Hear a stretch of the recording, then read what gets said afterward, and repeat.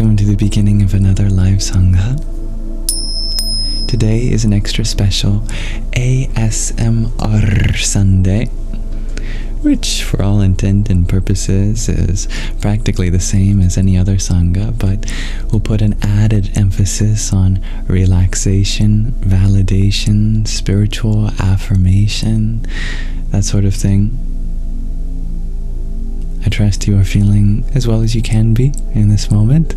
If you want to get comfy and cozy with me, I have my blanket today, keeping me nice and warm. If you're going through anything challenging, you're welcome to share it with me. I'd love to hold space for it. And know that whatever you're feeling right now, that's absolutely valid. And you're welcome to be exactly as you are right now. If there's any circumstances that are difficult, know that this too shall pass. And breathe.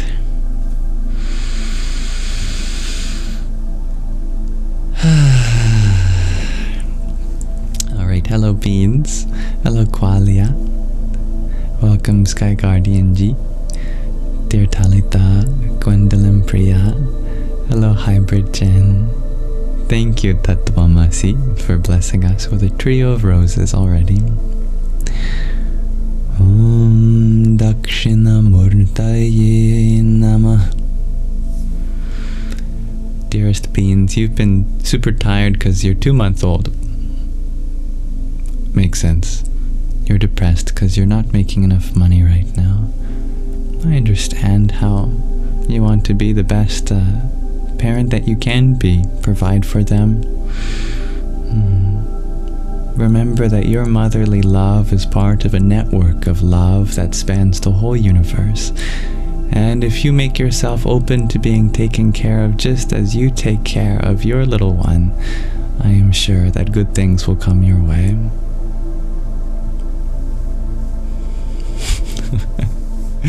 Namaskaram, dear dancing Aurora Borealis.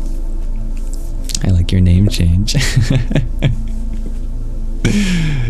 Dear Dob Darker, thank you for your heart me. Om Kring Kālī Kaye Namah. Much love. Dear Talitha, thank you for your heart me. Om Dham Namaschandraya. Fiddly Fig, Gwendolyn Priya, thank you for your pair of finger hearts. Radhe, oh Radhe. And hello, dear Magdalene Priya. Hello, Sadik. And thank you, Tattvamasi, for an additional rose. I am doing well. Thank you, dear MJ. Hello, Dahmer from Germany. Yes, ASMR Sunday has begun, dearest Magdalene. Welcome, Ella. Om Shanti Shanti Shanti. That reminds me to do our invocation at the start of our Sangha.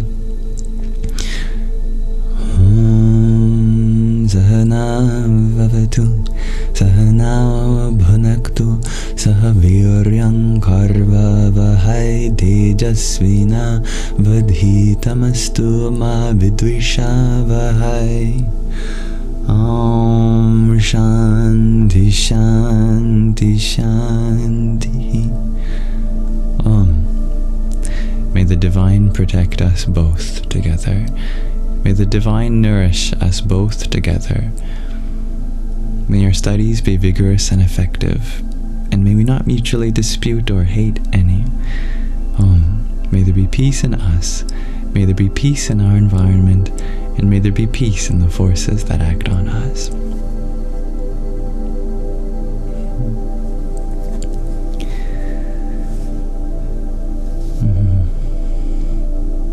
Dearest Tattvamasi, you share that you might not be allowed to recharge for gift coins anymore on TikTok. I think I heard someone mentioning something similar.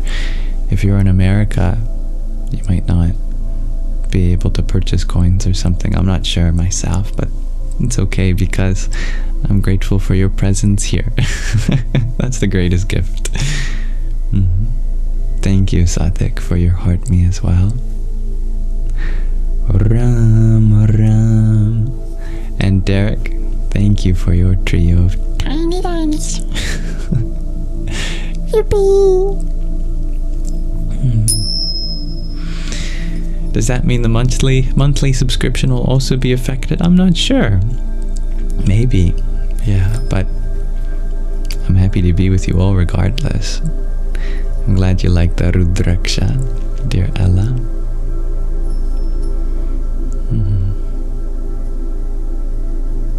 Gwendolyn, you share. You can do it on the website. So maybe not the app itself, but on the website. Thank you, Somi.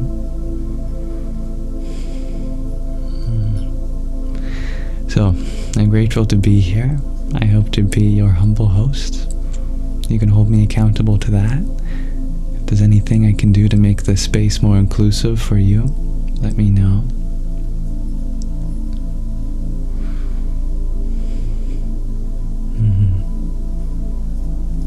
But the website doesn't work for you either, Hypergen. As it said, your account is suspicious. You are very suspicious, Hypergen. What sort of things are you up to? How are you, by the way?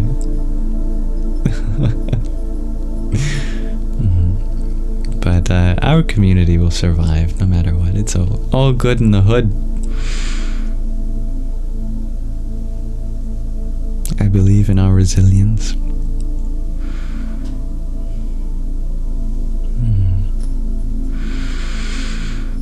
Hello, dear Greg RG.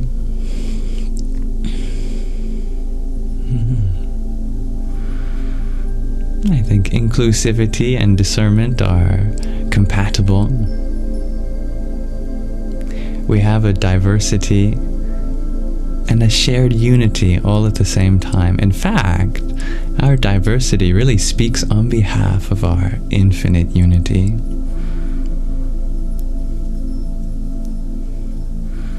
Tattvamasi, you share, or as your 5-year-old would say, that's sus. Hybrid Jen, you share, you're good. Got to do work outside in the yard. Oh, I love that. Yeah. Good for all the happy chemicals in the body.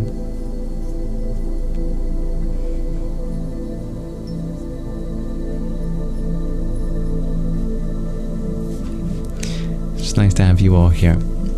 I would like to, in our Shravana, our beginning portion of our Sangha, read from the next part in The Journey Home, an autobiography of an American Swami.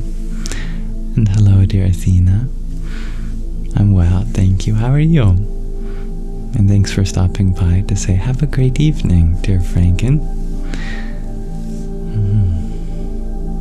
You as well.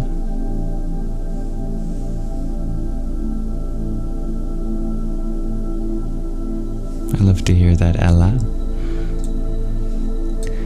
Let's see where we left off in our book.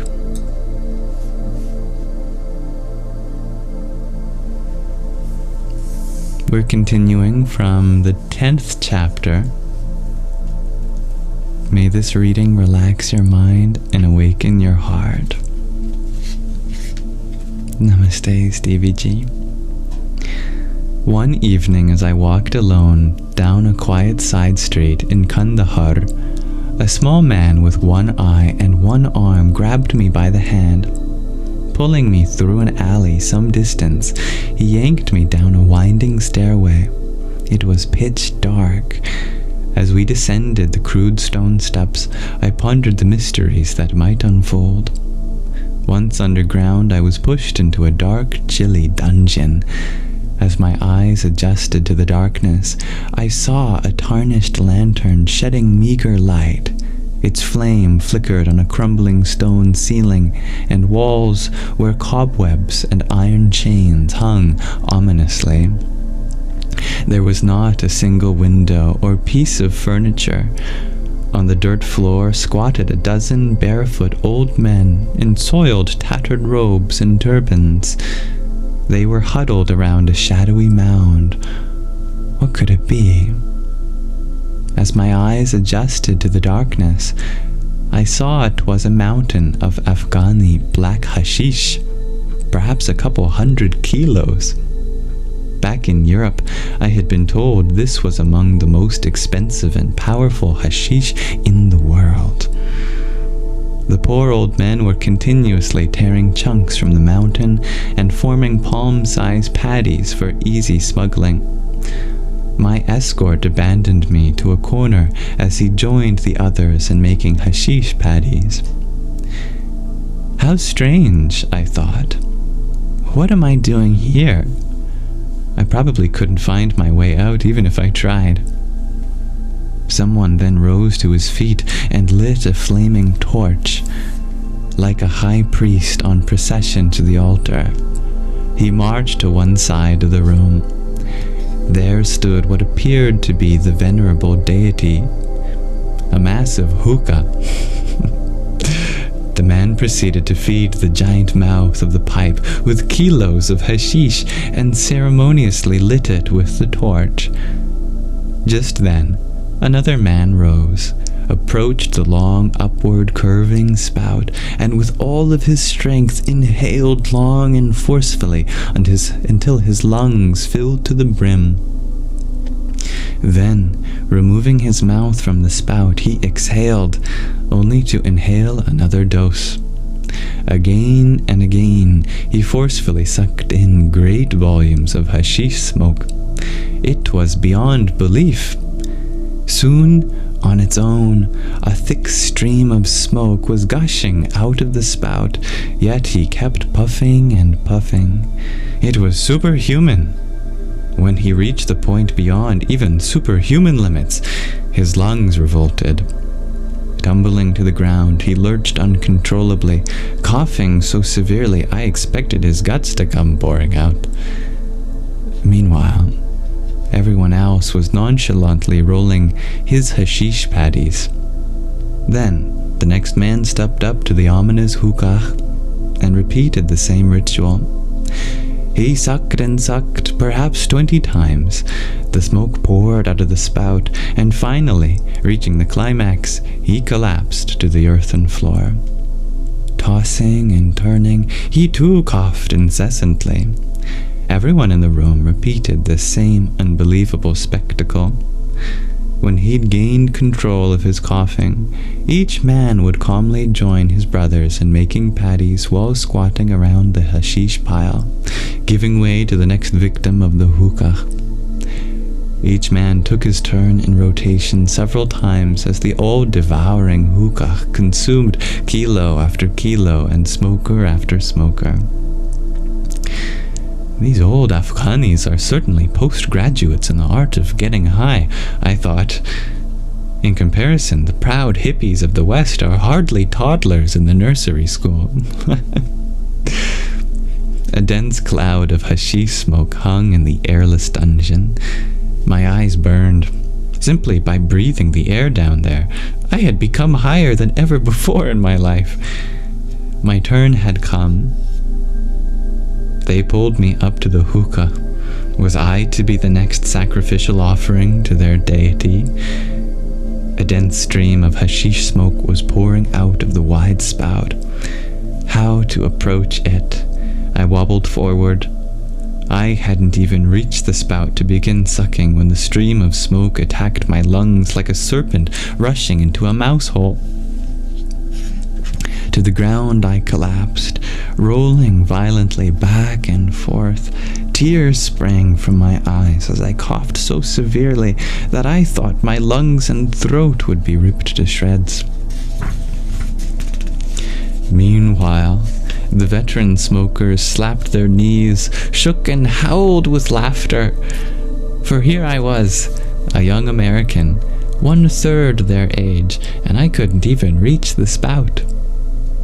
This was their nightly recreation, but it was too much for me. I crawled back into my corner, slumping against the wall. Rushes of energy paralyzed my every limb, while strange visions appeared in the immense cloud of smoke. All sound was a strange music, and my mind seemed to be whirling and whirling beyond time and space. I could not move, and there was no place to go. My eyes burned with tears. Hallucinating, I watched the billows of smoke rising from the hookah, taking the forms of ghostly demons coming to devour me. I reflected on the times I'd sought relief, happiness, or meaning through intoxication. What had I gained?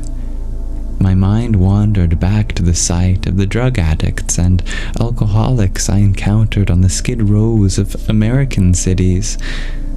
Acquaintances in college had succumbed to drugs, becoming helpless slaves to their addiction. I remembered a dear soul who went insane from too much LSD. An intelligent college student, she started chirping like a bird. Everyone was amused until she tried to fly out of a second-story window. A year later, she still believed she was a bird, but now chirped in the cage of a mental asylum. I too had at times sought peace through intoxicants. I was led to believe that chemical or herbal stimulants could induce higher spiritual perceptions, but I had quickly realized their limitations. It was an artificial state that drew me farther from my heart's longing. I had to move on. Swallowed by a cloud of torment in that hashish dungeon of Kandahar, a vow sprung from my heart. Dear Lord, I will never again indulge in intoxicants. I stumbled out of the room and onto the street, still reeling. One last evening in Kandahar, while in a dim, crowded tea stall, I squatted on the floor with the locals. Suddenly, everyone's attention focused on a blind boy who stumbled in carrying a rustic wooden instrument with a single string nailed across it. He was perhaps 16 years old, and like the others, wore soiled rags that loosely covered his emaciated body. My heart quaked. Nothing covered his blinded, disfigured eyes. Despite his extreme poverty, he smiled radiantly as he poured his heart into singing songs in praise of Almighty Allah as he thumped that one-stringed instrument. His sweet voice and sincere emotion hypnotized all 6 of us crowded in the tiny shack. An hour passed as the spontaneous joy of that blind boy lit up the room with a supernatural joy. He plucked upon his one string and cried in praise of God. I was moved. He was homeless, blind, illiterate, and poverty-stricken, yet even in his humbled state, he sang of the vast treasure of joy he had found within his heart, his love for God. Kandahar had been extraordinary. From a mongoose I had learned patience, from a den of hashish addicts, temperance, and from a blind boy, spiritual joy. Grateful for all I had learned in the city, I bade it farewell.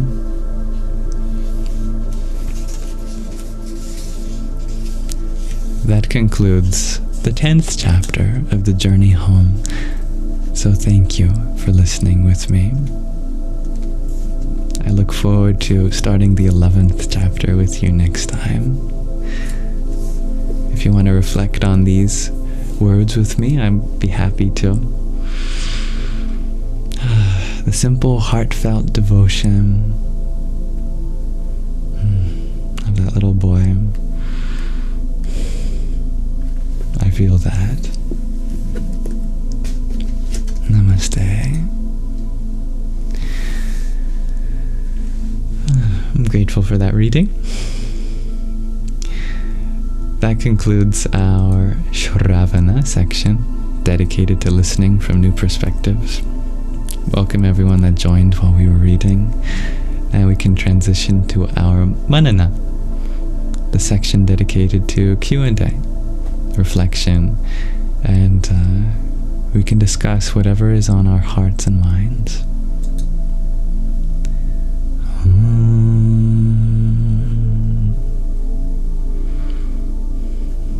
Hello, dear Melinda. You need to hear that passage today. Oh, you're very welcome. Thank you, Reina Priyaji, for the friendship necklace you sent. Jaya Sita Ram. And dearest Ashley, thank you for your heartmate. Om Gang Ganapataye Namah. And thank you, Marcy, for your heartmate too. Om Kamalir Mahakali Kaye Namah. Dear Sadik, you're wondering if the writer of the book is from the US or Europe. It's the journey of an American Swami who was born and raised in America, but he's currently traveling through Europe and the Middle East on his way to India.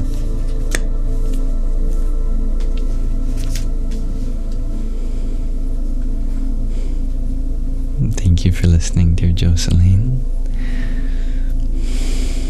Stevie G, you're watching both this live and the Grammy Awards live right now. You're watching the Grammys and the Yammies. Hello, dear Becca. Hello, Cece. I look like a pirate. I do, with my bandana. Arr. I'm a wee swashbuckler myself. I've been sailing the 7 seas for many moons.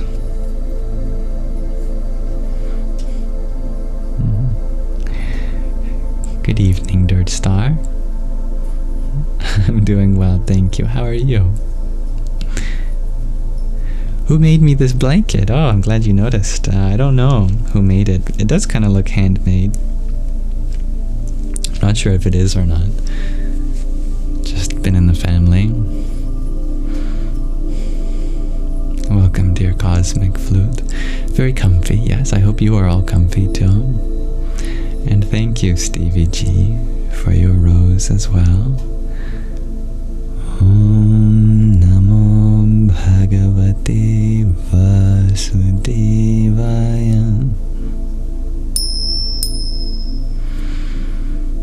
I love how many people are here from all different places of the world.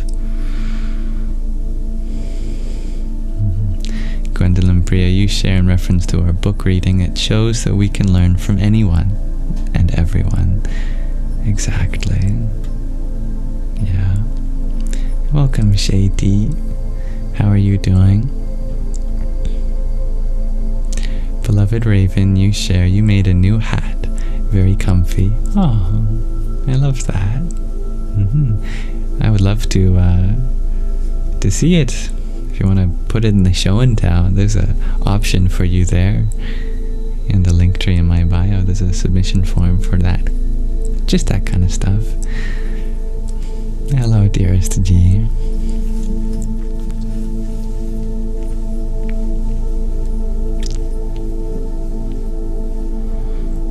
It is a cozy Sunday. Hello, Mwamwa. Well, thank you, Christina, for the paper crane that you sent. Om Kālī Mahakali Kali Ke Parameshwari Sarvanandakari Devi Narayani Namostute. Thank you, Ashley, for your finger heart. Om Dum Durgaya Namah. And Mwamwa. Thank you for your rose. Hare Krishna. Oh, thank you, Christina, for your quintet of roses as well.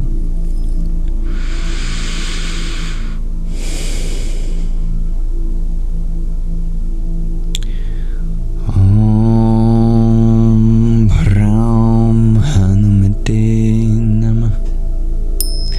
Dear Dirt Star, you ask, where did maths lead me? Ultimately back to myself. Hello, dear sweet Carol. Or sweet Caroline. Thank you for sharing the live, dear G.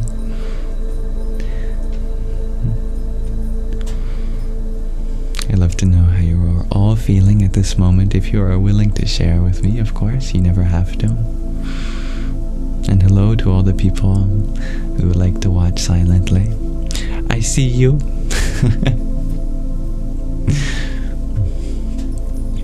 Welcome, dear Bree. You are feeling cozy, dear Gwendolyn Bria. I'm happy to hear that.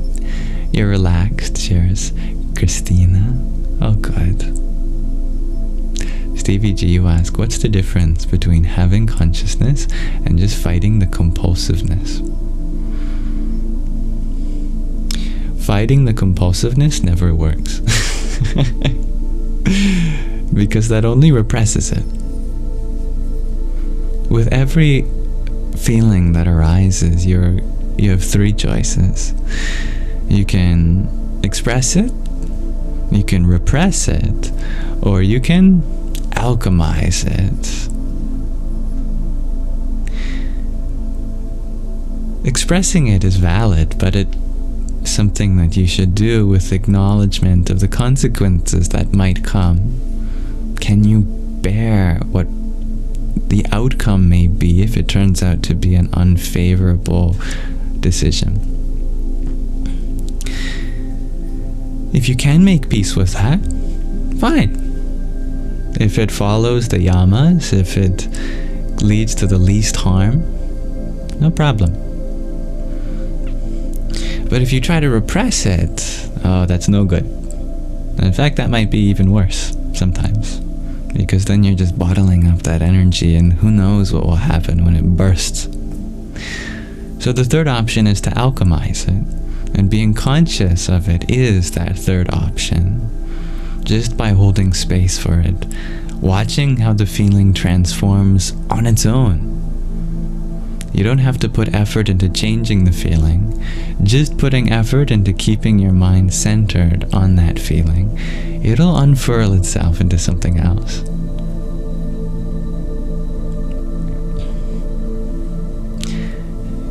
Thank you, dear Mama. I wish you all a successful, divine, fortunate, happy, and blessed year. Of course, dear Jacqueline. Hello, Jen. Dirt Star, you ask if I mind a spiritual explanation of my dearest math concept. I think my dearest math concept is that of an isomorphism, or a more generalized kind of concept called a natural transformation. Within the last, I would say, 100 years, there's been a revolution at the highest level of theoretical mathematics, where we're starting to realize that very distinct branches of mathematics are actually the exact same thing, but we've been looking at them through very different lenses. We have whole different theories and models that use all different kinds of terminology and language and equations and symbols. It seems like two entirely different fields of mathematics are separate. And then someone goes, wait a second, whenever we use these pairs of symbols in this theory of math, we use that pair of words in this model of math in a different field. It's like, actually, these two different fields in math are actually the same thing, even though they seem completely different. One deals with, I don't know, computer programming and theoretical computational models, and another deals with type theory and the foundation of proofs, and a third deals with set theory and considering things as collections of objects. And each of them are very broad and deep and wonderful concepts on their own, but secretly this whole time they've been exactly the same thing. So a natural transformation is what brings you from one paradigm to another. It's like a map, like a legend that tells you how to translate from one language to another. That they're actually saying the same thing, just in different ways. The spiritual application of that is with our many different philosophies, spiritual traditions, religions, ideologies, etc. At first it seems like they're all very distinct things. But if you can create an isomorphism, if you can create a natural transformation that brings you from one paradigm to another, you notice that that piece here lines up with this piece over there, and that piece there lines up with this piece over here. And you begin to build a bridge between all these things, and what first seemed to be diverse is actually unified.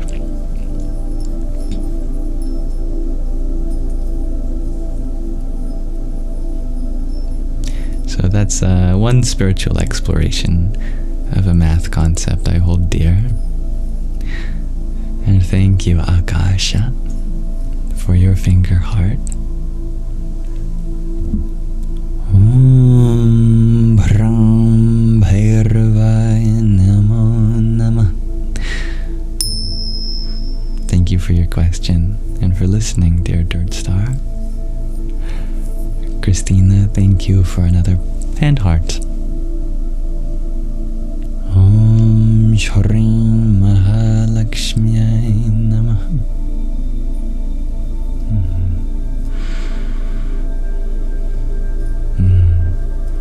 I think I have an idea, dear Jojo. Takes one to know one. Thank you, dear Moor, for your rose. Om Shanti Shanti Shanti.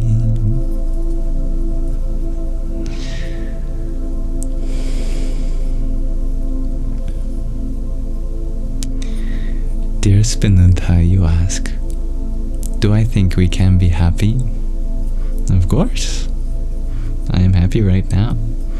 Do I think this is an illusion? Maybe. At some level. That can also be true. Happiness is our essential nature. It is like the zero before all the other numbers. It appears in absence, but really it is the foundation that is there, contained within all other numbers.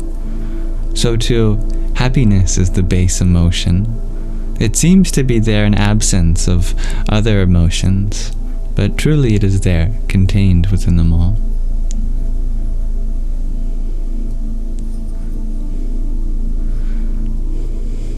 Remaining aware is hard, dear Sadhik, but it's also the easiest thing you can ever do. Dear Stevie G, you ask, what should you say to your friend who has been trying to quit vaping? Well, I won't say that you should or shouldn't say anything in particular, but you can be there for him. That's his journey, and what part of that journey he's on is not for us to decide, but we can be there for them, help them take the next steps. For me, I found it really helpful to do things with my friends and family when I was quitting vaping, just keeping myself occupied.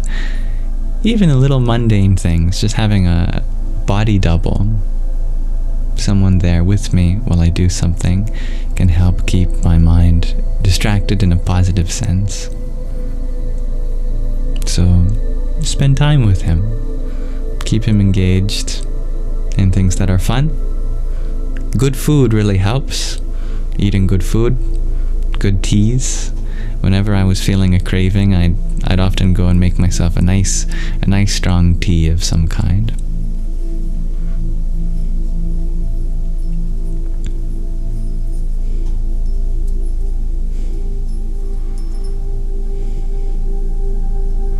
And sorry, I don't know who that is, dear. Hi.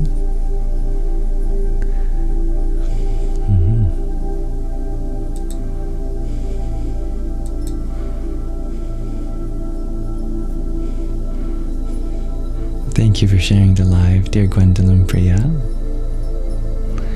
Dear Sadik, you ask, what would I change about the world? Myself. Hello, dear Zhong Zhao. Hello, dear Lucy. Dearest Cece, you're wondering, what's the question of the day?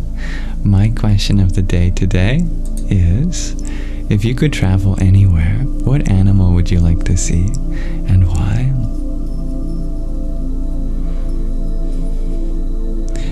Dear R, you think the best thing to do about an addiction is make it extremely inconvenient. I like that. Yeah, I see the truth in that. With my father, what I did is I actually gave him my vape. So I'd have to go beg my father for it back if I wanted it. And fortunately, I never had to do that. It was much too inconvenient.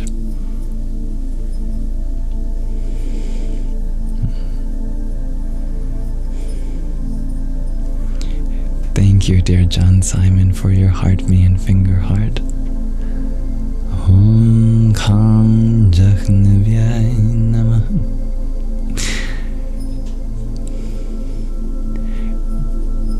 Drew, you ask, peanut butter or jelly?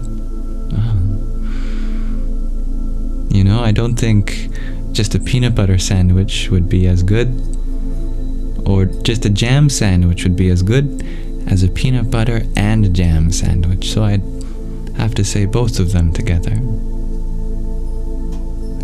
Dirt Star, you ask, what do I think about the answer to life? Is there something above us, or is it a simulation? Isn't it interesting that you can even ask that question? Since you're a part of this existence, why don't you know the nature of your own existence? What does that mean to you? The fact that you have the power to ask that question. Dear Michelle, you share you'd like to go visit emperor penguins. Oh, I remember learning about them in school.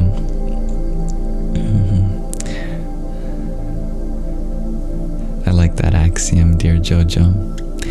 Everything is related.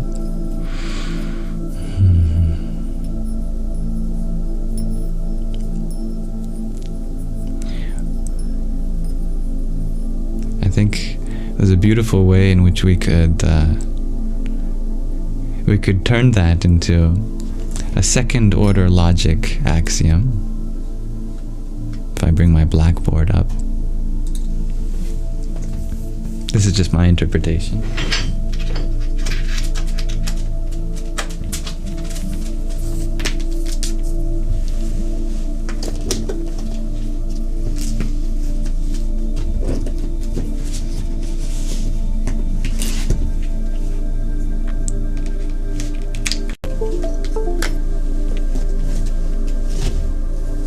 Assuming I can find my pen.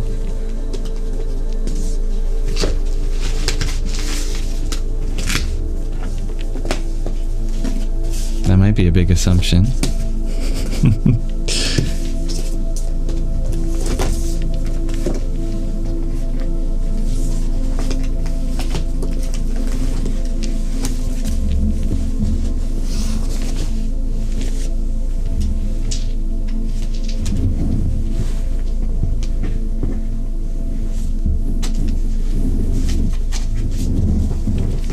If I can't find it, oh, I found it. Always ready when you're... Always bright when you're ready to give up. Does the object reveal itself?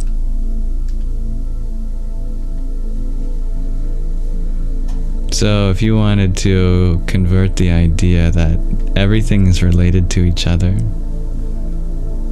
with the first order logic, just for fun, second order logic actually, you could say,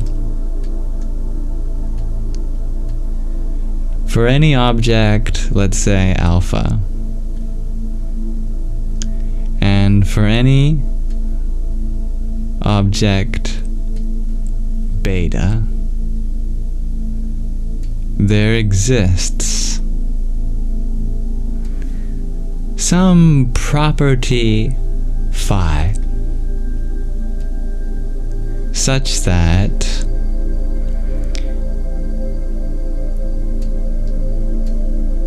phi of alpha and beta holds true.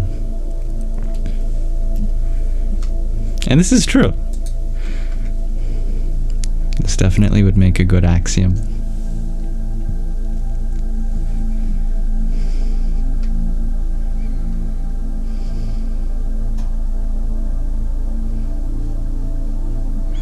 I love math symbols. I remember studying the Wikipedia page that was just a list of every math symbol. That's what I do instead of paying attention to class. I'd be on my phone in math class, and the teacher would be like, "Why aren't you paying attention to the math lesson?" I'd say, "Because I'm giving myself a different math lesson." And then I refused to go to math class because I'd stay home doing math. Alright, anyway, I had asked a question of the day that I really wanted to hear answers to, so forgive me for going on a tangent.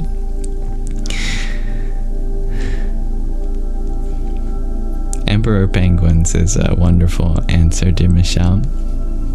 Capybaras, shares Gwendolyn Bria, because obviously.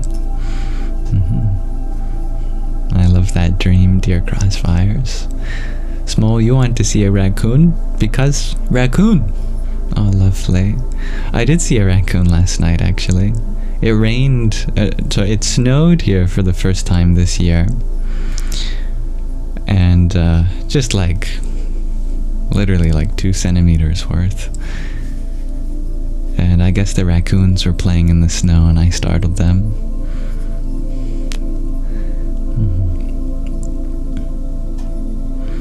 I believe in you, dear Hybrid Jen. I'm grateful for you, dear Dancing Aurora Borealis. I'm happy to be here for you. Okay, it's believe in me, Jackie. Your anxiety shall come to pass. Dearest Greg RG, you share you would like to see all the animals, but if you choose one, you would love to discover a new species. Oh, what a great answer. You're always thinking outside the box. Dearest Hybrid Jen, you want to take a boat out to sea so you can see the orcas. Oh, I love that. I was very blessed to see orcas, as my family used to live on the waterfront, and every now and then a pod of orcas would come by. Spinuda, you already saw a white tiger. Oh, lovely. And you think elephant is cool. Yeah, that'd probably be my answer too. And R, honestly, you'd like to see wildcats because they're everywhere. Me too. And you'd have to hold me back from petting them, because I would go, pss, pss, pss, pss, pss, come here, kitty, and probably get eaten.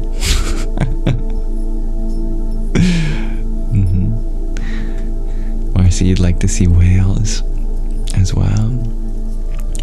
John Simon, you'd like to go to Antarctica and see the penguins. They are little bird people, yeah. I agree, dear G. Leave it to Greg RG to find a cool answer to the question of the day. Stevie G, you'd like to see cheetahs, lions, pandas, and dolphins to swim with because they are just so amazing.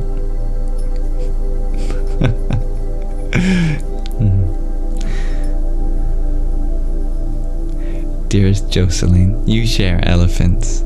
It's your favorite verse of the Dhammapada.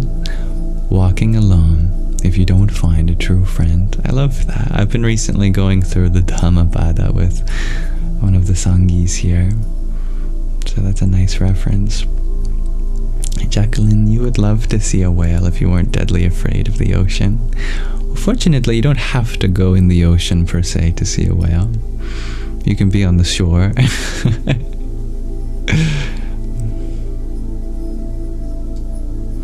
Dearest G, you want to watch and swim with dolphins. Oh, I love that.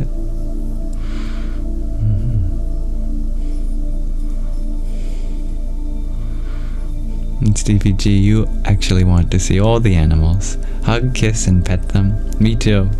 Even the unhuggable and unkissable and unpettable ones, I still would. Michelle, you got so excited about the question, you forgot to explain why. Because they're so cute. I agree. Emperor penguins are so cute. Magdalene Bria, you share dragons. That counts, right? Absolutely. Dear Drew, you're always welcome to ask a question that's been asked before. When did I start the spiritual journey I'm on now? When I was born, I guess. And then before that, at the beginning of time. Namaste, dear Anasek. No one begins their spiritual journey. You just realize that you've always been on it.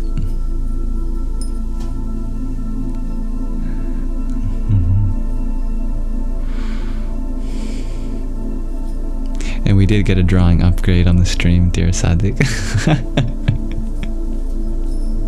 I've had it for a while, I just didn't think about using it.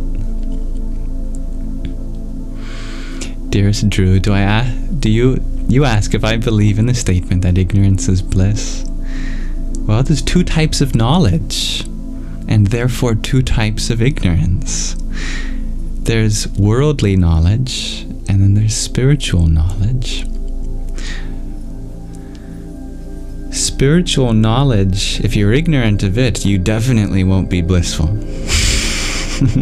Spiritual knowledge is precisely what one requires in order to understand their nature. And if you don't understand your nature, how can you be happy? So ignorance of spiritual knowledge is suffering. But there's not just spiritual knowledge, there's worldly knowledge. The knowledge of what's happening in the world. And yes, to some extent, if you're ignorant of that, you might be comfortable, but it's not a permanent kind of comfort. Because at some point you will have to awaken to the reality of suffering in the world. So it's important that we become knowledgeable in both worldly and spiritual experiences.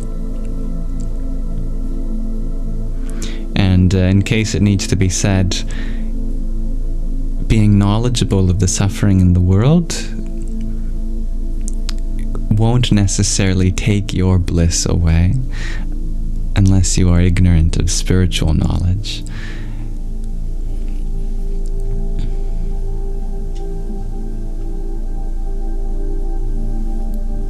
Dear Tattvamasi, not see, but you'd like to be some microbial organism to see things from their perspective.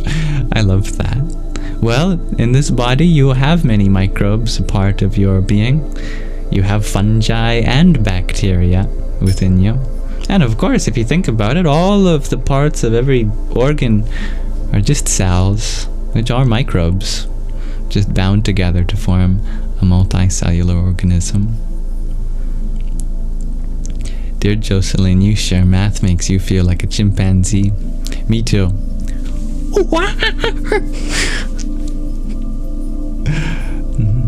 Dear R, you share your birthday is the 2nd of February. Well, it's still the 2nd of February for me in my time zone. So happy birthday. Congratulations on completing another trip around the sun. And I'm grateful that you got a chance to share a piece of it with us. Namaste, Garrett. Crossfires, you ask, can it be something we might not have ever seen in the ocean? Absolutely. I like your answer to the question of the day.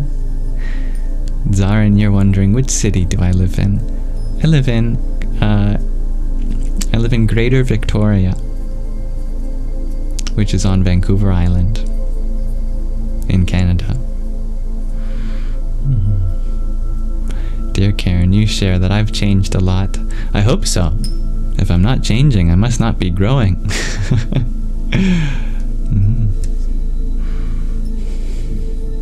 You'd also like to see red pandas, share Michelle. I love that. Yeah, pandas are the best.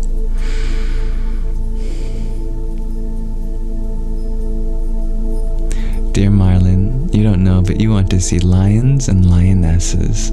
Oh, I like that answer. Yeah. Don Ronkin, you share dogs are the best creature. I love that. Right, Marcy? If not friend, why friend-shaped? Smile, you want to see giraffes in Africa? Ah, I like that. The bug girl, you've always wanted to see a kangaroo. Really? Not a bug of any kind?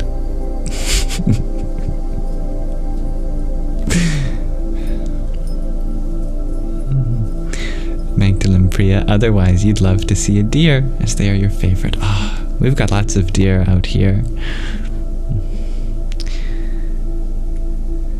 They're always crossing the road, munching on people's grass in their yards. Dear Hybrid Jen, you fantasize about the Amazon jungle. You would see many animals. Oh yes, that's for sure. One of the most biodiverse places on the planet. We should take more care of it. Oh, and I didn't thank you, Ink Addict, for the heart me you had sent. Thank you. Hari Om Tat Sat. And Hanazak, thank you for your heart me too. Ram Ram. Gwendolyn Priya, you share, one of your friends says if a bear ever attacked him, he would get a pet. A pet in. Yeah, while you're fighting for your life. Oh, who's a good bear? I would probably do that too.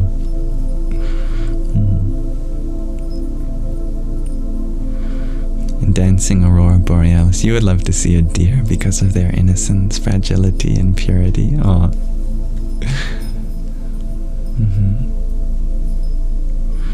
Starlight, wow, you'd like to see a flamingo because you love their skin and why it is colored the way it is. Yeah, such a unique color in the animal world. Cece, you'd like to watch wild horses run. Where can you find them in the world? It's a good question. Yeah, probably a lot of places.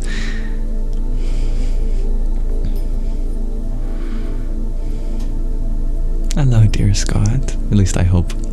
And thank you, Sadik, for your pair of team cheers. Om Mani Padme Hum. Rahina, thank you for your heart me as well.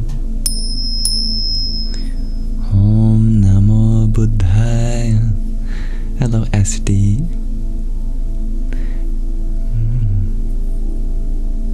I'm happy to have you here. Okay, it's Believe in Me, Jackie.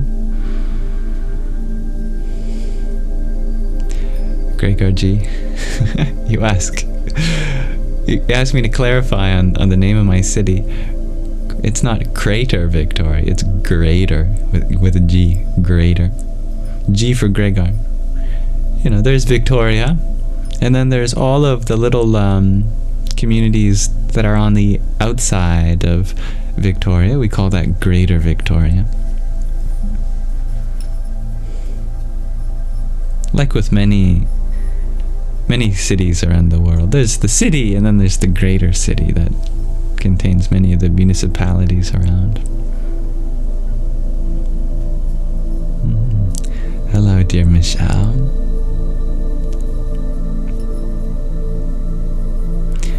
Okay, it's believing me, Jackie. You ask if I can help or give you ideas for calming anxiety.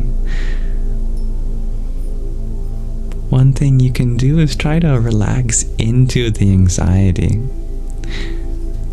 People tell you to relax with anxiety, but it's usually not helpful because you are led to believe that it means relaxing away from the anxiety. That as you relax, you should get farther and farther from your anxious sensations. But I'm telling you, don't try to run away from the anxiety. Relax into the anxiety. Dive into it.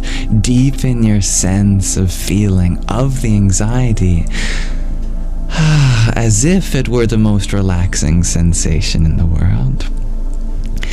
I know your anxiety will probably tell you that sounds like a terrible idea. But if you've never tried it before, you don't know what you're missing. It's actually a counterintuitive fact that when we run away from our feelings, they get stronger and chase us with greater ferocity. But when we chase our feelings, they run away from us. You say, anxiety, you get back here, I'm coming for you. The anxiety goes, no, ah. And you feel better.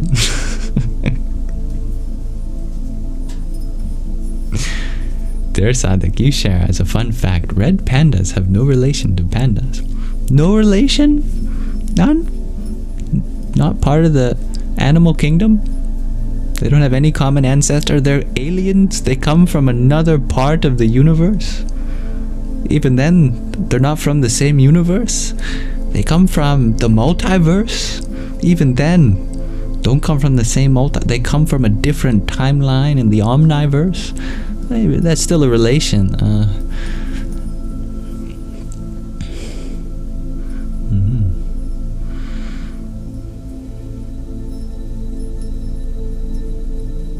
I understand, dear Jocelyn.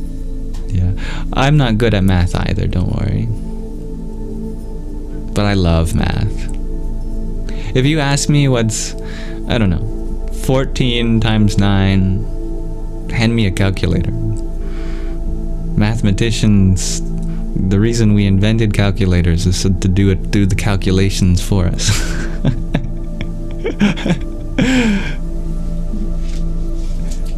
Real math is not calculation. It's creative exploration, actually, and everyone is good at that. They just don't teach you that, so people don't know that.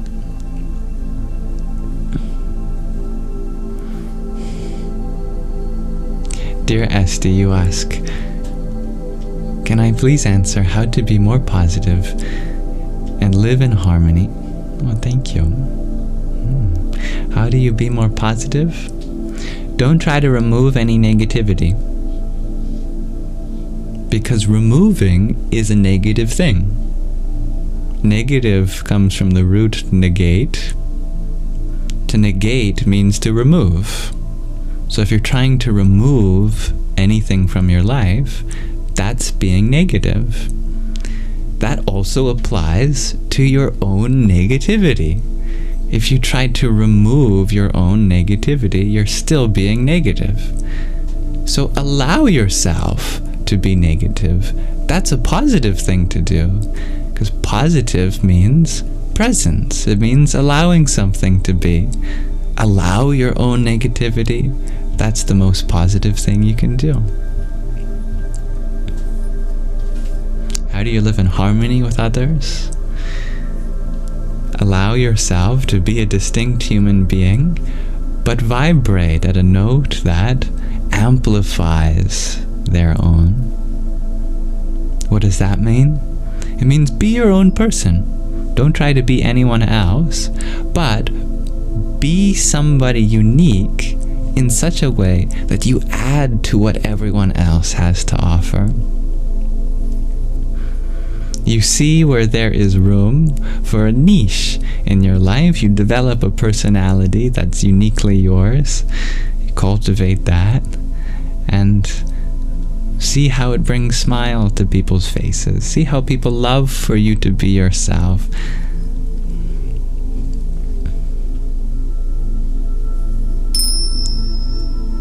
Dear Bud Panda. Oh, I think we have someone who's going to tell us a panda fact. Bud Panda, you share also fun fact. The red panda was the original panda.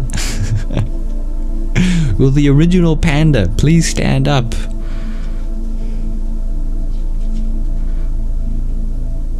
They can't. They're too full of bamboo. They'll fall over. They'll roll away. Okay, it's Believe in Me, Jackie. You have an answer to our question of the day. Lions, cougars, cheetahs, and chimps. Kitty, kitty, kitty, monkey.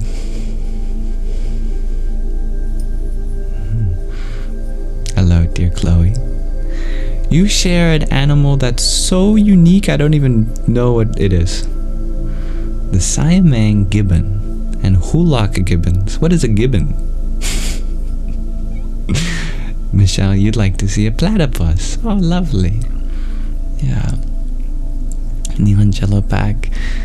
You would also love to see an elephant. Ah, oh, me too.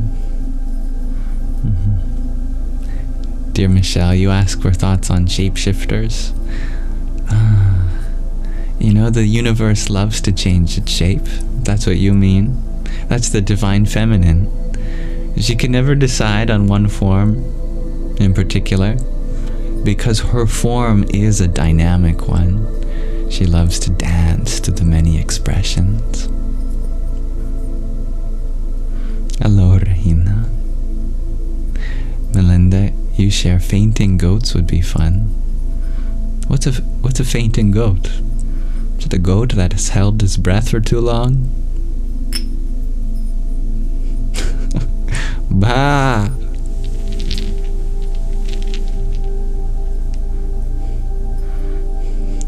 Dear Stevie G, you love cheetahs, as they used to be your favorite animal. Now you don't have a favorite. I understand. And thank you, Native Wolf, for your heart mate. Vasudevaya Namah.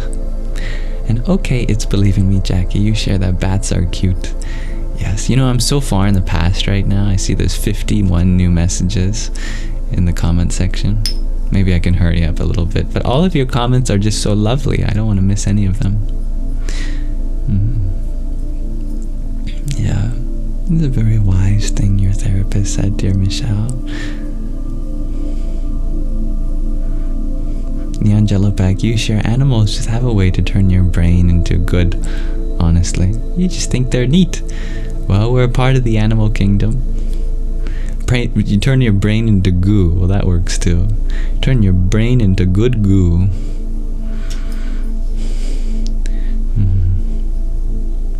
Stevie G, on the subject of allowing yourself to feel what you're feeling, that's how you have been with depression.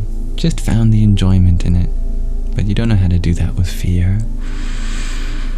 I think you can begin to enjoy the underlying excitement and anticipation in fear. Alright, my chat automatically scrolled to the present. Let me scroll all the way back up. Okay, it's Believe in Me, Jackie. You've heard to be friends with your anxiety. Yeah, exactly. Everything is connected, shares Spinudha. Yes. Gregor G, you have always been a little bad at hearing enunciation at times, especially in music lyrics. That's okay. Maybe you're actually just deeply intuitive, and at one point there was a crater where I live in this world, a secret undiscovered crater from another world. Magdalene Priya, you ask, you ever seen a red panda try to look fierce? They somehow managed to look even cuter than before. Yeah, I think I'm the same way. I don't think I actually can even look fierce. Ready? I'll try.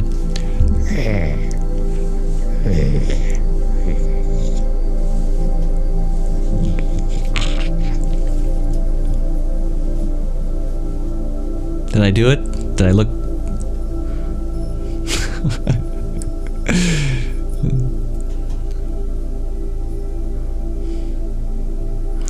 Dear Shakira, you'd like to go to Australia and see a koala, you guess? Oh, I'd love to see a koala too.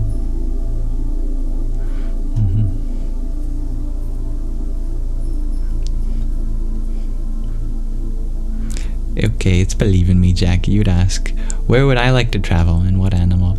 I would like to see an elephant. Big time. But also any big cat too. Lions, cheetahs, tigers, pumas, jaguars,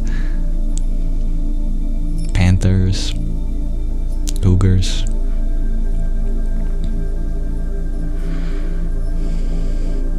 Okay, it's Believe in Me, Jackie. You ask for any ideas on helping with agoraphobia. If I remember correctly, that's the fear of leaving your comfort zone. That maybe that's your room or your house or your community or something.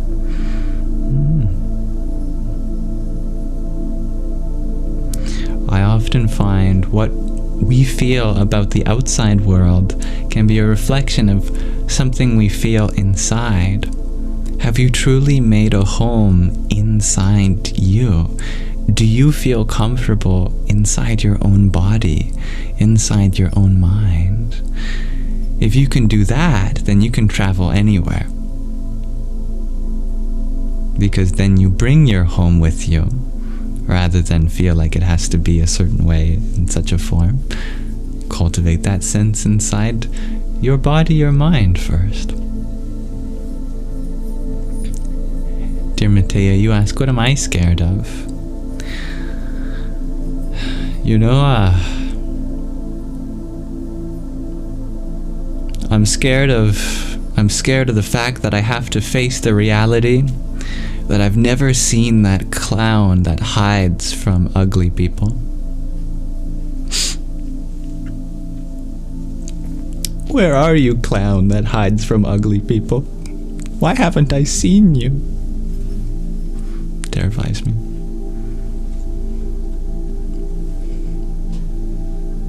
Dear Spinuta, do I ever think of taking my own life?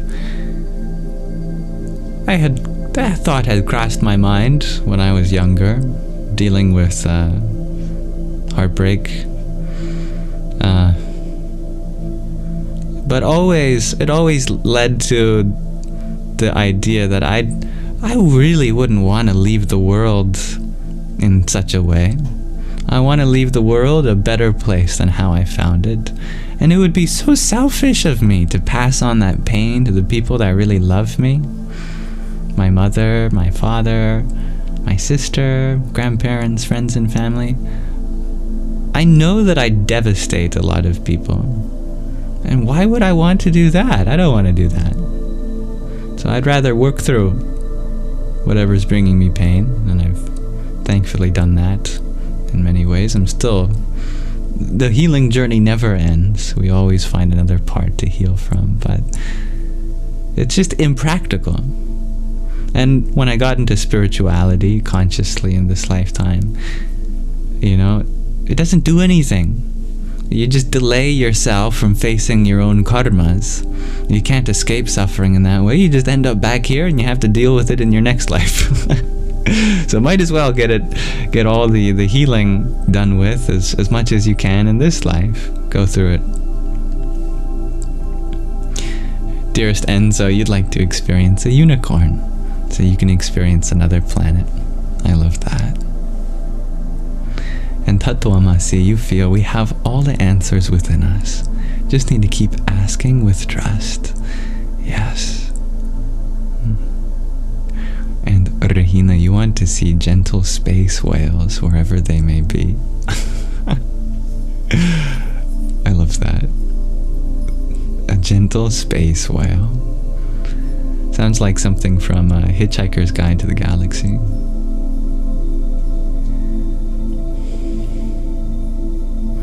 Jackie, you'd like to see a large European owl. He was just looking at one on TikTok. Large, beautiful, and soft.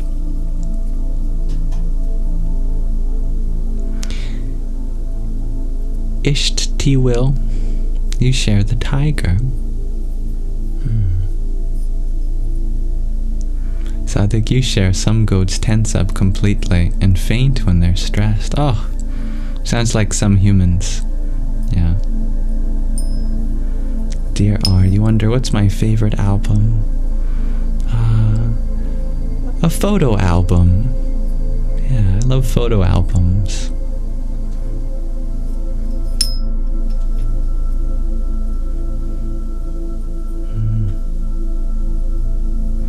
I'm glad you like the Rudraksha beads there, Zach. Alright, I'm back to the part in the comment section where I did the fierce roar. Rawr. Your timbers were shivered, Sadiq? Okay, good. And welcome, Whites in Paris. That's a funny username. Starlight, wow, you cuddled a koala a couple of months ago at your local wildlife shelter, and they smell. Interesting. I'm glad you got to cuddle one, though. Stevie G, you would love to see Ganesha. Ah, yes. Ganesha would love to see you. Jackie, you'd like to see a great big old Galapagos tortoise. Dalita, you visited a rainforest in Honduras once. Oh, lovely.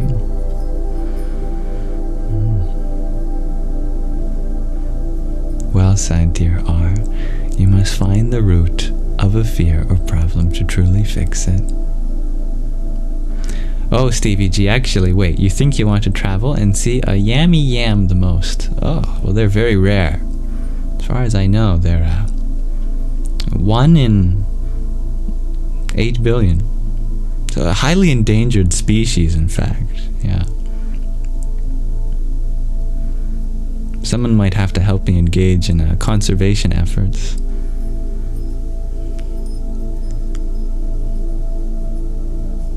Okay, it's believing me, Jackie. You have the fear of people seeing you. You've changed as you get older. That makes sense. Yeah, but inside you're the same.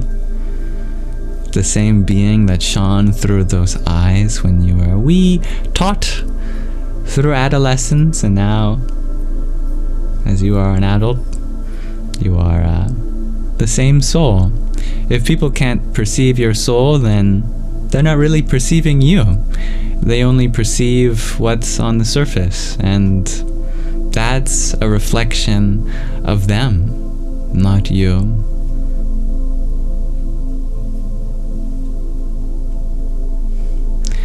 Or you share your biggest fear is the immortal snail, of course. See, the thing about that immortal snail is that it's not just an immortal snail, it's a highly intelligent immortal snail. Well, one of the most intelligent beings in the universe. Intelligence is highly correlated with empathy. The more empathetic a person is, the more intelligent they generally are, and vice versa. For example, Einstein wrote a lot about physics and the nature of existence, but he also wrote a lot about love. He wrote a lot about personal connection and people problems too. There's lots of wonderful quotes about everyday life from Einstein. So, would an immortal snail that's highly intelligent really want to take the life of another fellow immortal being? I would have a nice conversation with that snail and say, hey, if you kill me, you'll be the only immortal in the universe, and you'll be alone for the rest of time. Do you really want to be alone, or do you want to have a friend like me? And if the snail really is as intelligent as the premise goes, then there is only one right answer to that question.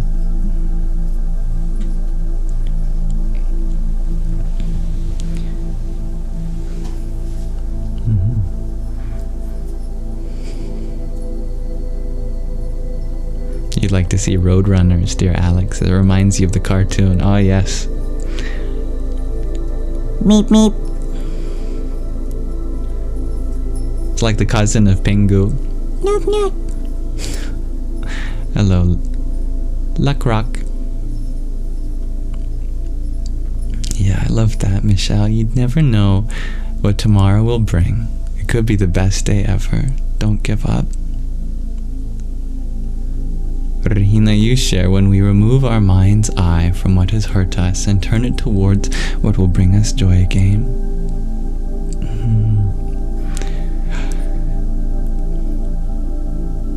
Jackie, you want to hug and play with big floppy-eared bunnies. Oh, that sounds nice. Yeah. Okay, it's Believe in Me, Jackie. You want to feel connected to your body. You feel fogged brain. Any ideas? Engage in the elements. Earth, water, fire, and air. They're very grounding. Because we are made up of them. Spend time in nature, in earth. Spend time in water. Spend time in fresh air. And spend time with fire.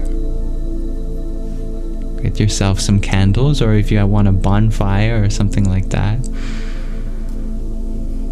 Those are very connecting to our elements. Dearest Oscar, you ask if I'm good at drawing. I don't know if I'm good at anything, but I'm always willing to get better in them and learn from others.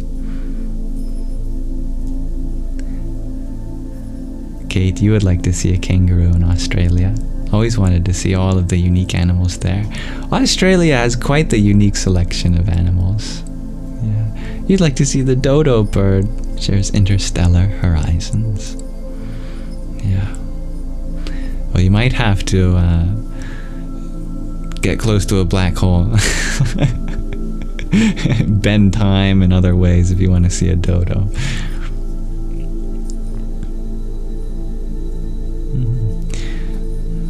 Okay, it's Believe in Me, Jackie. You share, I'm always happy. Always polite. Do I ever have bad days? Of course. I'm only human. But even on my bad days, I'm happy. Because I refuse to be unhappy.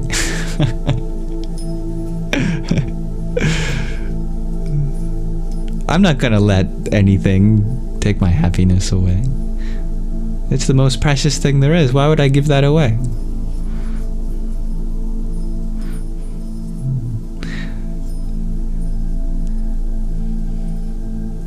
You would love to see pandas and sloths, shares Rahina. Yeah, good answer. Dear Rascal Pascal, you ask, do I think astrology is real? That depends on your definition of reality. Do you think that you're real?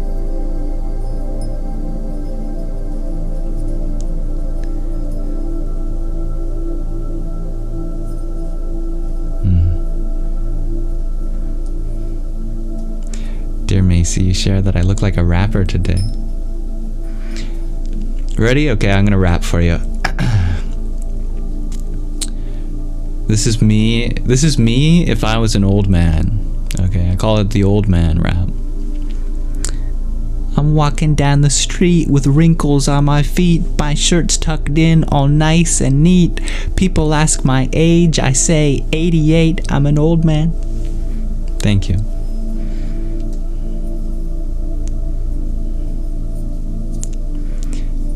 Dear beloved Raven, you would like to go to that cafe where you can pet capybaras. They have a cafe where you can pet capybaras? I wish I had a wallet nearby so I could bang it down. I don't have a wallet, but I have a big bar of selenite. Will you take this as payment? Where is this capybara cafe? Thank you, Huck, for the rose you sent.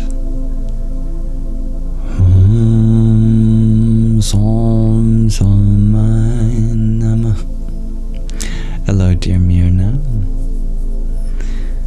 I'm glad the background music has been calming for you. It's okay, believe in me, Jackie. Now I've got 62 new messages from the present moment. I'm only getting further in the past. Michelle, you share that sloths love to eat hibiscus flowers. How interesting. It's like chocolate for them. Wow.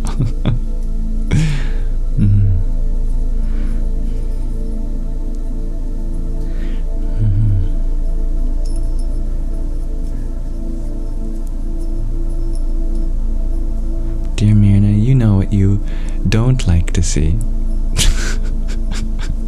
For the question of the day? What does that mean?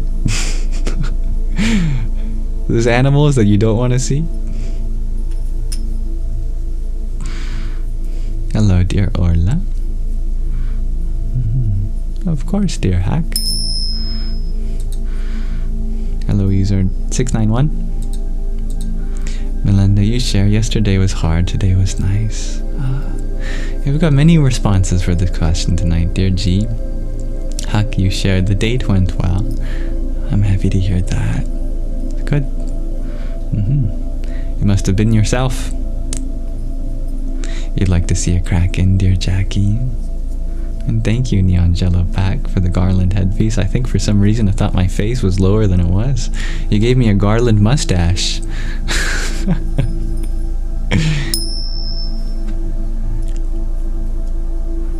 Om Arm Arnam Ashwanibhyam Namah. You'd like to see a dragon, dear Taserface.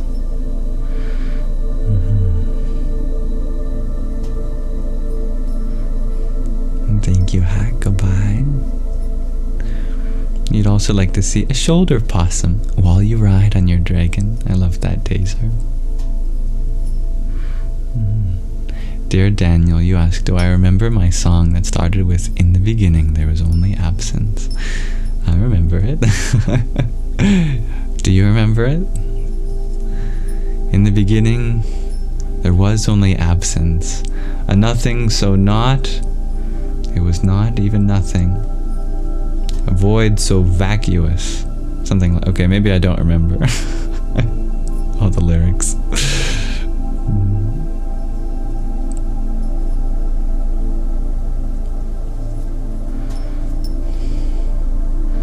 Yes, everything is real, dear Tatumasi. How you look at it may twist the reality, but everything is actually real. Alright, I'm back to the part in the comments where I see your reaction to my old man rap. Standing ovation. Thank you, Magdalene.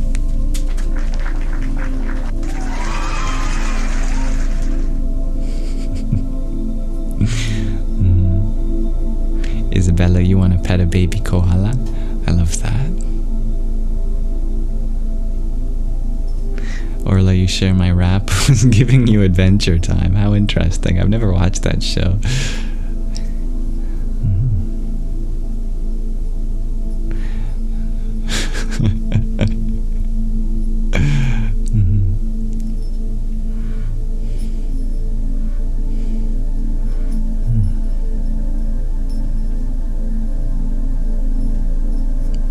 Welcome, dear Celeste. I'm sorry to hear you're having a panic attack. I know my response is delayed from the time you sent that comment, but I'm here for you. We are here for you. You'd like to see a baby white rhino. Oh, lovely.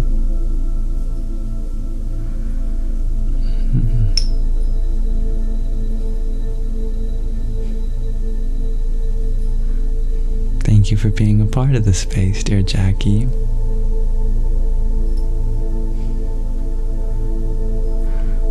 Dear You're Gay, you ask, does anything matter? If you wanted to. Celeste, you ask for any advice for keeping calm, you're struggling. If you try to keep anything, that's the feeling of anxiety, is that trying to hold on to something. Meanwhile, a part of you is saying, no, I need to be free. I need to expand past these bounds that you've previously set for me. I'm ready to grow. So if you take a deep breath in and a deep breath out and release.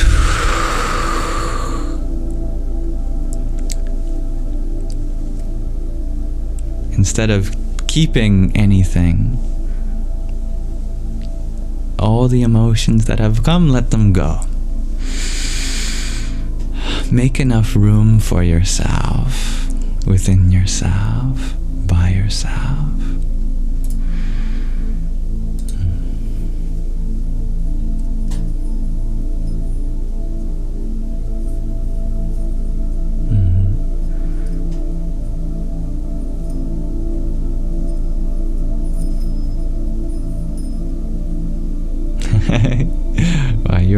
dear Daniel. That's very impressive. Dear Myrna, you don't like to see cockroaches. Imagine how they feel about you.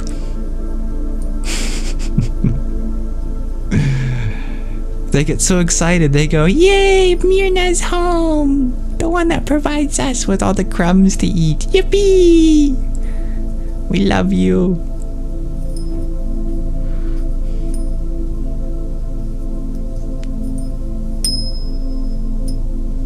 Dear Jorge, you ask, how can you travel?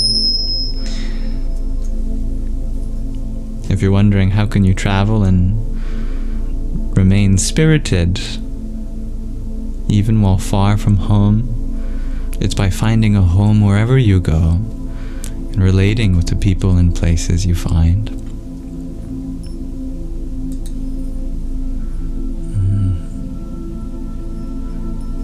Dear Maya, I'm happy that you're here.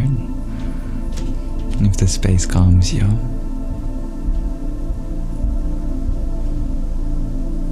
That's right, Myrna. I have a blanket wrapped up on my tummy. Thank you, dear Gina, for your rose and heart me.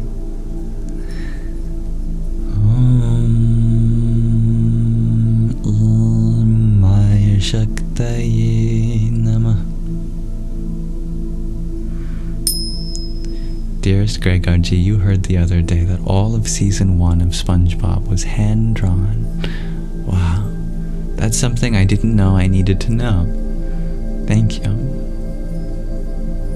Celeste, you took a deep breath. Now you're all tearful.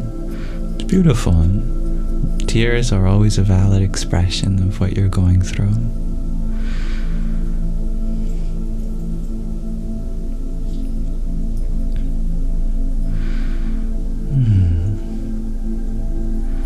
It's very kind of you for sending a whole galaxy.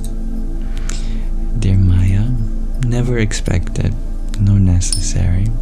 Happy to have you here regardless. But thank you. I appreciate it.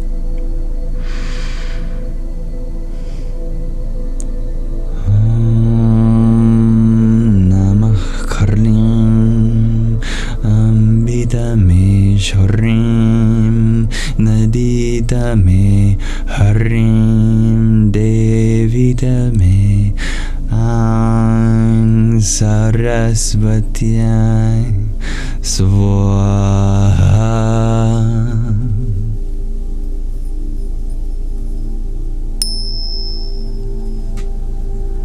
May we all be like lights that light up the dark sky of our surroundings.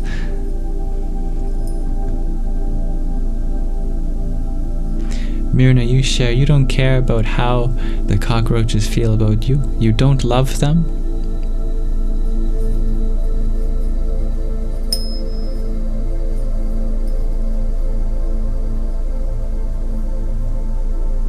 So sad.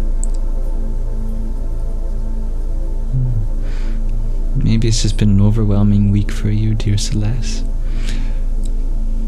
Maybe indeed. And that's allowed. Good news is,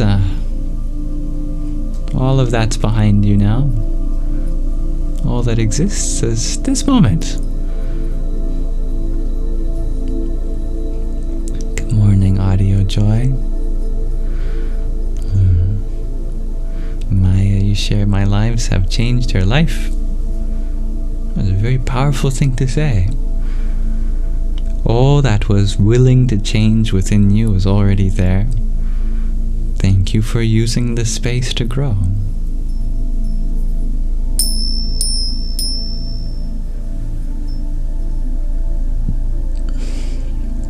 Dear Jorge, you ask, how do I feel right now?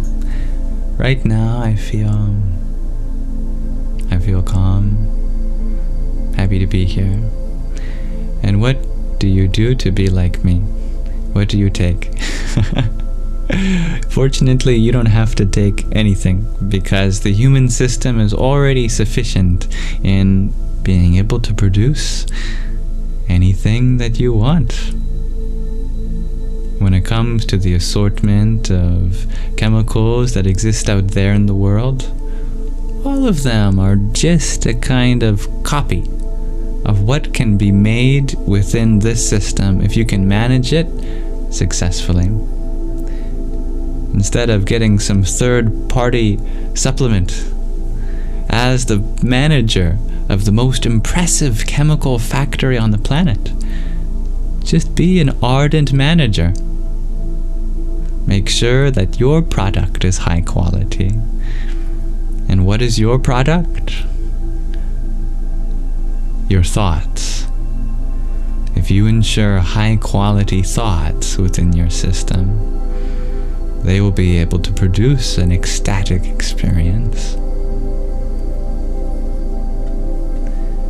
Dear Tiger, you ask, is there an afterlife? That's what you asked me in the past life. So I can finally answer your question in this life. Yes.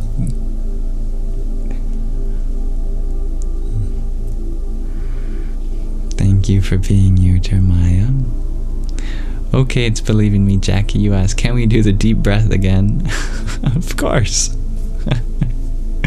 Don't have to ask me twice.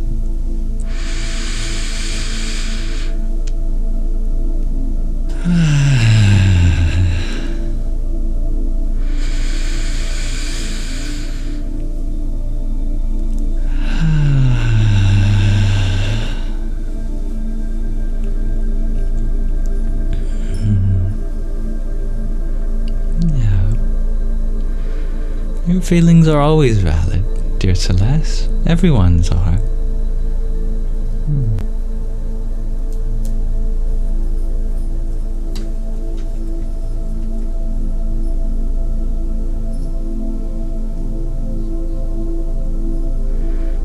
I'm sorry to hear about your job, dear Yorgi. Remember that true wealth is not in the objects that you gain. It's in your power to have gained them the first place. There was an opening in your life to generate this wealth. That power is still within you. The value that you added to that job which you are being paid for is still within you.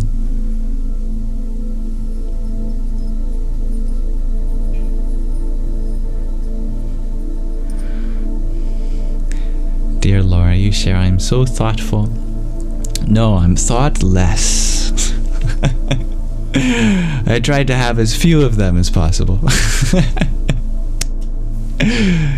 Just kidding. You just saw a dragonfly in January, dear beloved Raven. Oh, lovely. But thank you for asking, Tiger. My day was well. How was your day?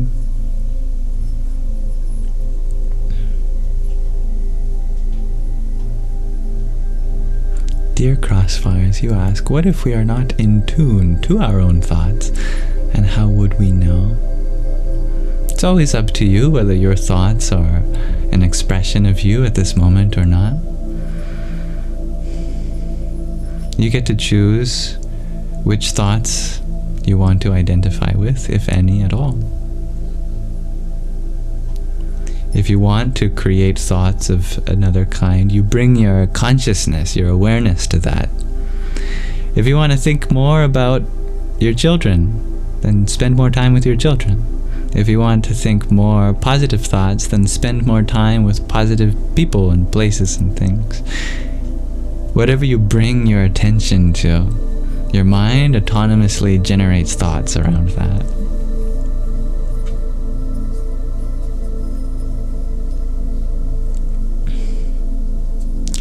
Oh, I was in the past, so I wasn't able to acknowledge in real time that it was 11:11 for you in the Eastern Standard Time Zone. Dear G. That's okay, let me just go back in time. Oh, it's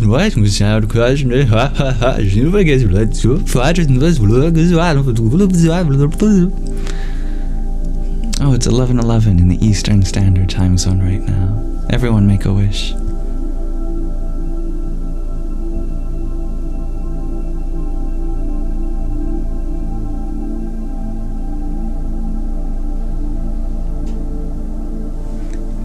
fast forward again. Okay. Back to the present. Dear Michelle, oh, you'd love to see or feel your cat again wherever he is, as he passed away last month. I have a feeling that you will.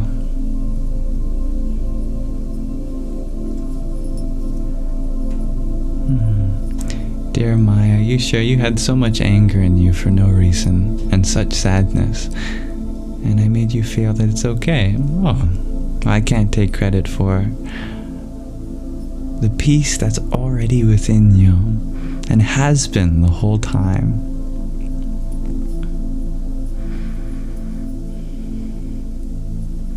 But you're absolutely allowed to feel anger and sadness. Those are parts of life. And thank you, Marcy, for your 2025.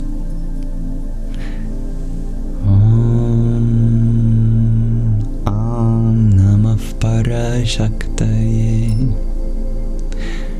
Anazek, thank you for your finger heart too.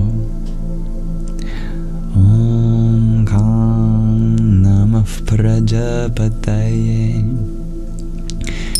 Ingrid, you'd like to visit Africa to see the Big Five. Oh, what are the Big Five?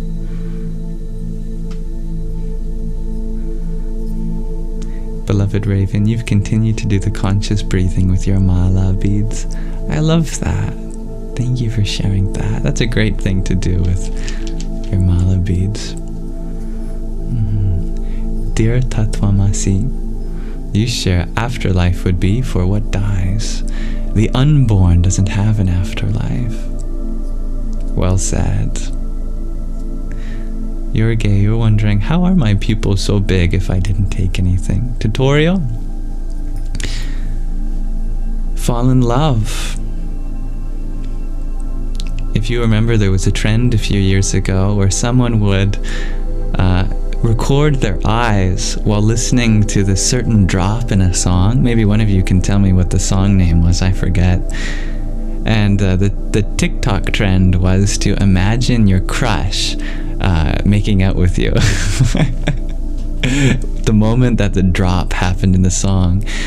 And the point was to show how your pupils dilate when you're in love. So if you fall in love,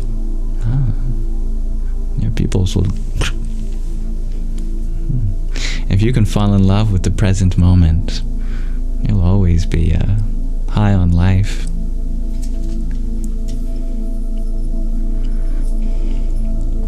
Dear kiddo, you ask how to distinguish thoughts that are lower vibration over higher one, the will over the mind. It's very simple. Is the thought a restricting kind of thought? Does it make you feel limited, isolated? Is it putting something in a box? Is it compartmentalizing life? Or is it expansive, limitless, boundless, infinite possibility? Does it make you feel fulfilled and loving and wonderful? Those are high vibrations. Thank you, Gina, for your rose. Om Namo Bhagavate Rudraya. Dear Maya, you recommend making an audiobook. That's a nice idea. We've actually been reading many books in our live stream, and I record all of them and put them on a playlist on my YouTube channel. So I've got a good few audiobooks out there. We're currently listening to The Journey Home, and we'll be listening to Pocket Rumi in a moment. I just have to catch up. Oh my goodness, I'm 75 messages in the past. Okay, let me... This is speed round. Thank you everyone for exploring my question of the day. My chat scrolled to the present, but I'm trying to go all the way back to the present, where I was reading from.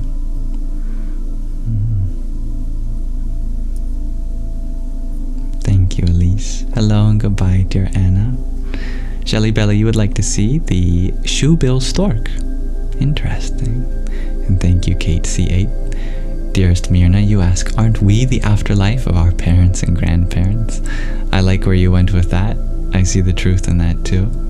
You're gay, you ask if time travel is real or is the multiverse real?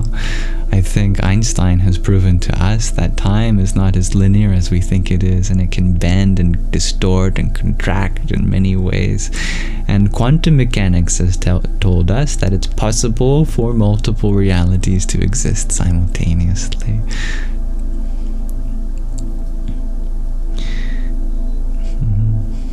Back to the moment where you were laughing about when I went back in time for the 11/11 wish. Yes, I understand, Celeste. I also feel my panic very physically too. I always feel better afterwards though. You have to go to bed, dear Neon Jello Pack. Well, I wish you a wonderful sleep. Yeah. Dear You're Gay, you ask, if there's another life for us after death, what's the point of learning each if you don't remember? Because it'd get very confusing very quickly. Because if you found out that the person you've fallen in love with in this lifetime was your mother in your last life, I don't think you'd want to live another life. Unless you can have enough of an awareness to make peace with that. But for most people, they're not ready to accept that yet. So until one is ready to accept that, you won't have much awareness of your past lives. But things do continue. Even though we learn a lot and then forget it all, you get the joy of learning it all over again, which is wonderful. But some lessons continue. You ask, why is it that some people seem to get certain lessons in life and others don't? Well, maybe they've already done their lessons in a past life, and so they're moving on to a different lesson.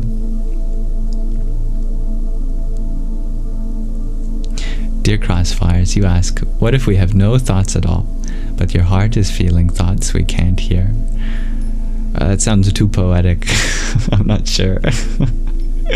Oh my goodness. Dearest Jeffrey, thank you for your fiery dragon and your trio of galaxies. That is very selfless of you, very generous of you. Thank you.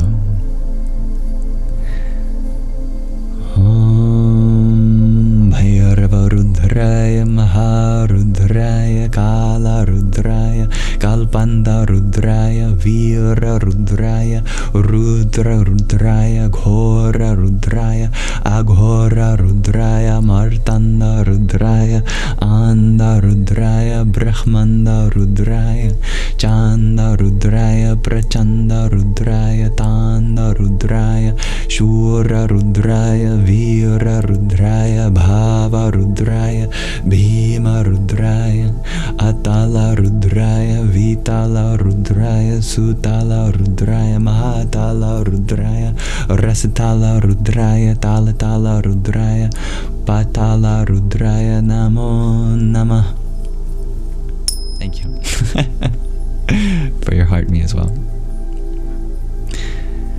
Crossfires, if you have no thoughts at all, but the heart is feeling thoughts you can't hear, that's called emotions. When you have thoughts up here, they're called thoughts. When you have thoughts down here, they're called emotions. You think with your whole body, but not all of them are words. When they're not words, when they're just feelings, it means you're thinking with another part of your body, like your heart. And thank you, Isabella, for your ice cream cone. Om Dum Durgaya Namah. Elise, you've been told we are spiritual beings having a spiritual experience. Do you feel the truth in that?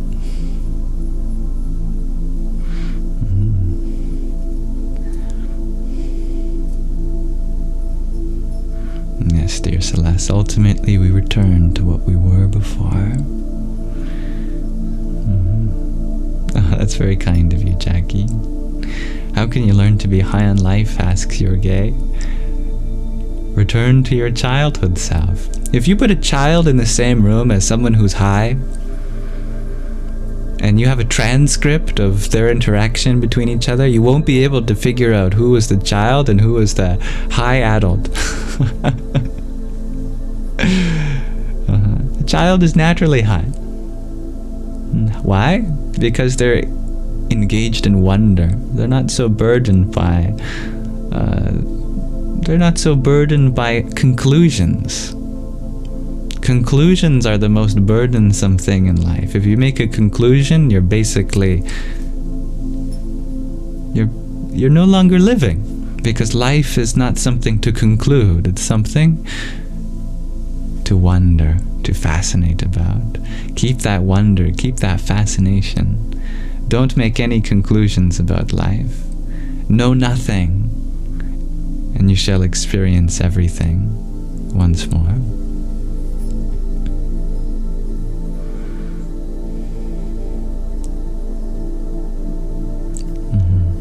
I'd love to see elephants too, dear Annika.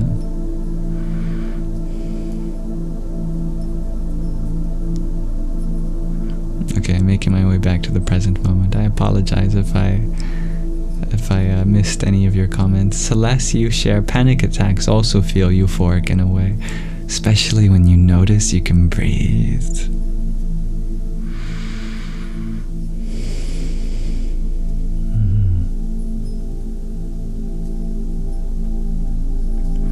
Dear Yorge, you ask, do I have awareness of my past lives, and can I share one? No. No, I don't know. Whoever I was in my past life, I think I wasn't a very good person. At least not in any recent ones. I had a lot of lessons to learn this lifetime around, so.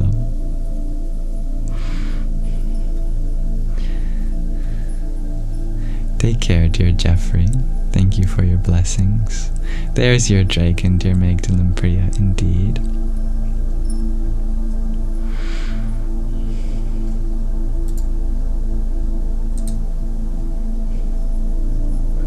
Dear Kate, you ask, when I started my spiritual journey, what was my first big step or hurdle in finding inner peace? Well, I guess I started in this lifetime and I was born. So my first big step and hurdle, and after being born, was probably taking my first step. My first big step was my first big step.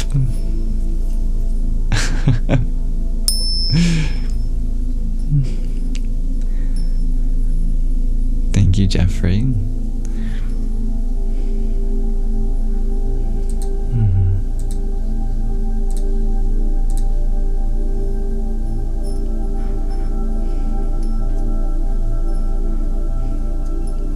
Maya, you wish you could be in my presence. You are.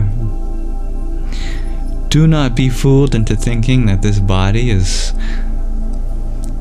holding my presence in one place in the world.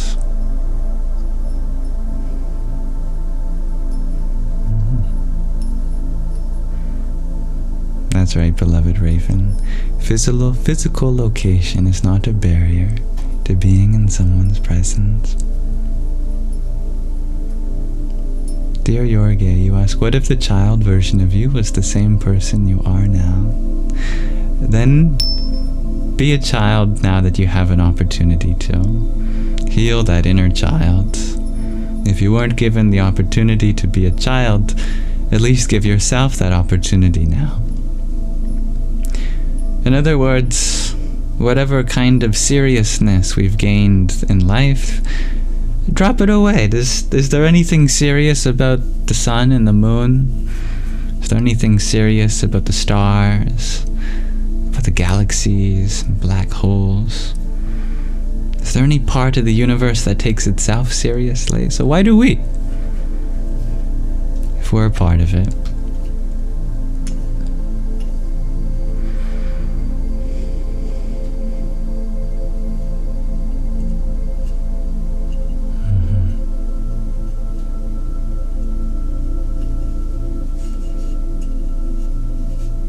Dear Sea of Samsara, you ask, how do you know you started in this lifetime? You didn't start in this lifetime. because there's nothing to start, but only something to continue. There is no beginning of spirituality. In the same way, there is no end to the spiritual path. There is only the infinite journey that takes place in this moment.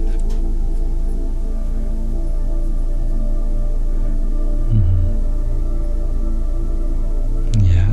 Do what you need to do for your body, dear Celeste. Dear Marlon, you shared tomorrow in the USA is the strike a day without immigrants. What does that mean, dear Marlon?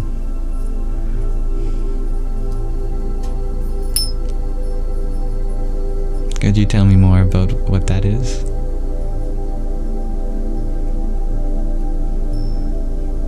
Dear Yorge, you ask, do I believe we can switch bodies when we get old, and how?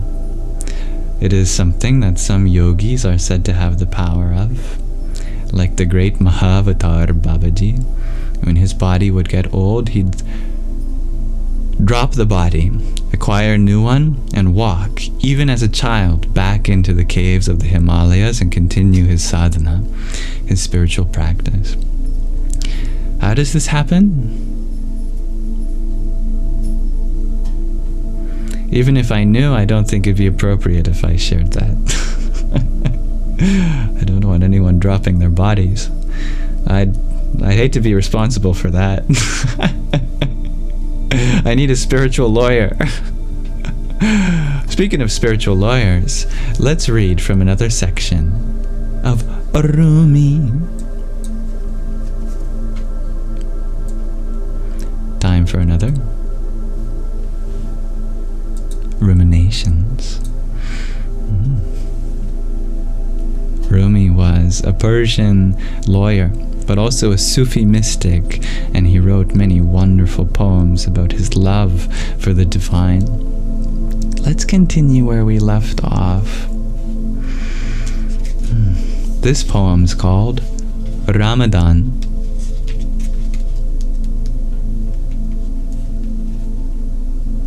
O moon-faced beloved, the month of Ramadan has arrived. Cover the table and open the path of praise. O fickle busybody, it's time to change your ways. Can you see the one who's selling the halva? How long will it be the halva you desire? Just a glimpse of the halva maker has made you so sweet, even honey says, I'll put myself beneath your feet like soil, I'll worship at your shrine. Your chick frets within the egg, with all your eating and choking. Break out of your shell, that your wings may grow, let yourself fly. The lips of the master are parched from calling the beloved.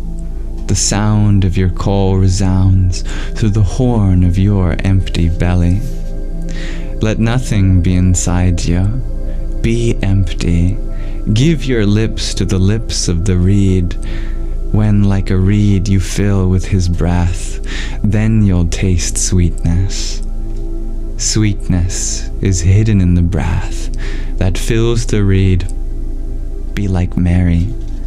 By that sweet breath a child grew within her. Translated by Navid Ergin with Kamil Helminski. That was called Ramadan by Rumi.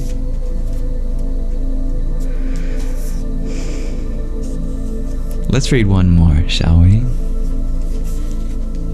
This poem's called With Us. Even if you are not a seeker, still follow us. Keep searching with us. Even if you don't know how to play and sing, you'll become like us. With us you'll start singing and dancing. Even if you are Karun, the richest of kings, when you fall in love, you'll become a beggar. Though you are a sultan, like us you'll become a slave. One candle of this gathering is worth 100 candles. Its light is as great. Either you are alive or dead. You'll come back to life with us.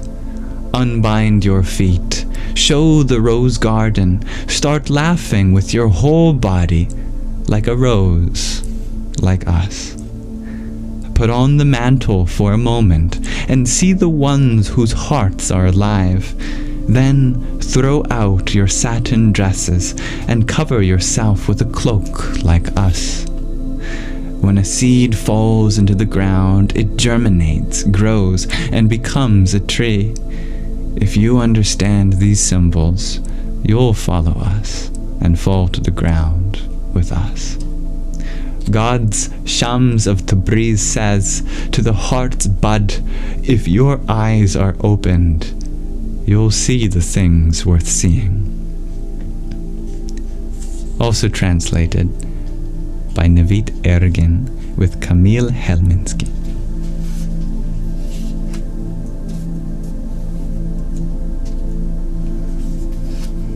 Let's pause our reading of the pocket Rumi there for now. The collective divine journey. Each soul is sent an invitation to dance. If you want to reflect together, I'd be happy to share your inner insights.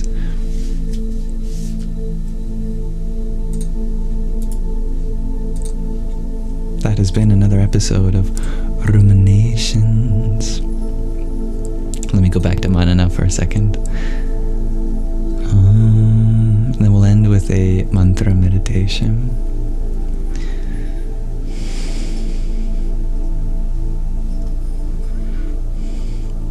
Alright, I had to miss several comments to go back to the present moment. I do apologize for that. If there's anything that you really wanted to ask again, please you're welcome always to share a comment again.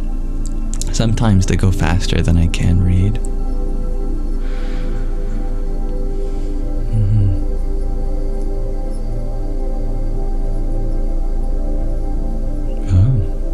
Thank you for sharing, Marlon, about what that strike means. I don't think I fully understand, but of course I'm happy to learn more about it. If it's for a good cause, then wonderful. Sometimes the lack of an action can be the most actionable thing you can do.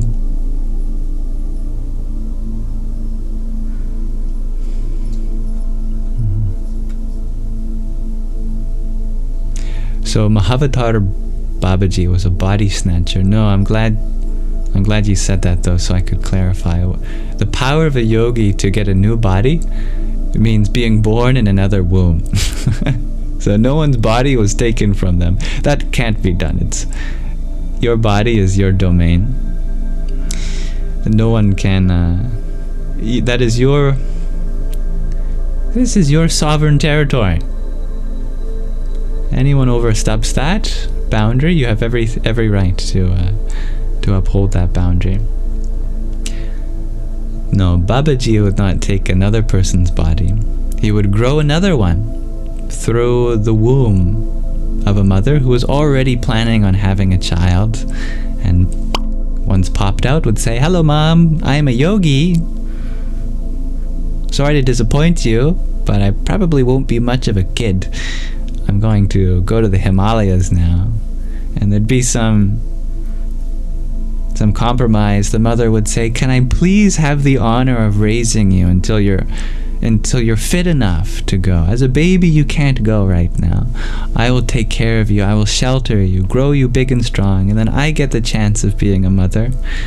Babaji goes, "Okay, I will be your son for the first 7 years or so of life, and then I'm hitting the road." Yeah. Many avatars have similar stories. Krishna literally popped out talking like that.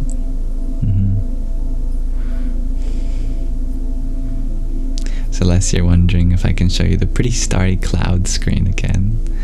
Oh, that's behind. Let me bring that in front. The nebulae.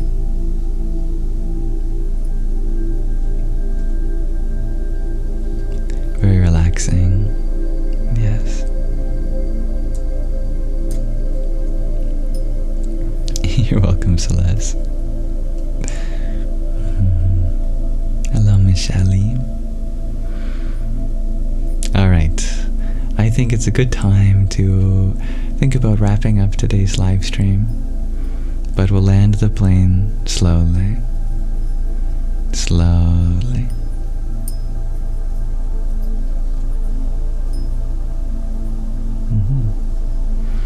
That's right, dear Gregor G.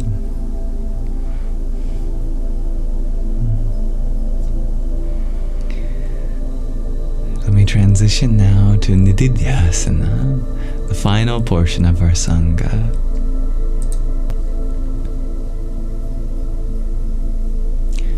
Tattvamasi, you ask the Sanchita Karma. You ask, is that yours, quote unquote, if that makes sense?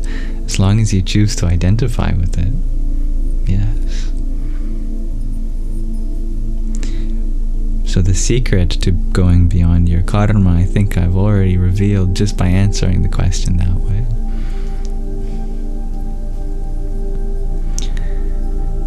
Thank you, dear Dancing Aurora, for your swan. Soham, Soham.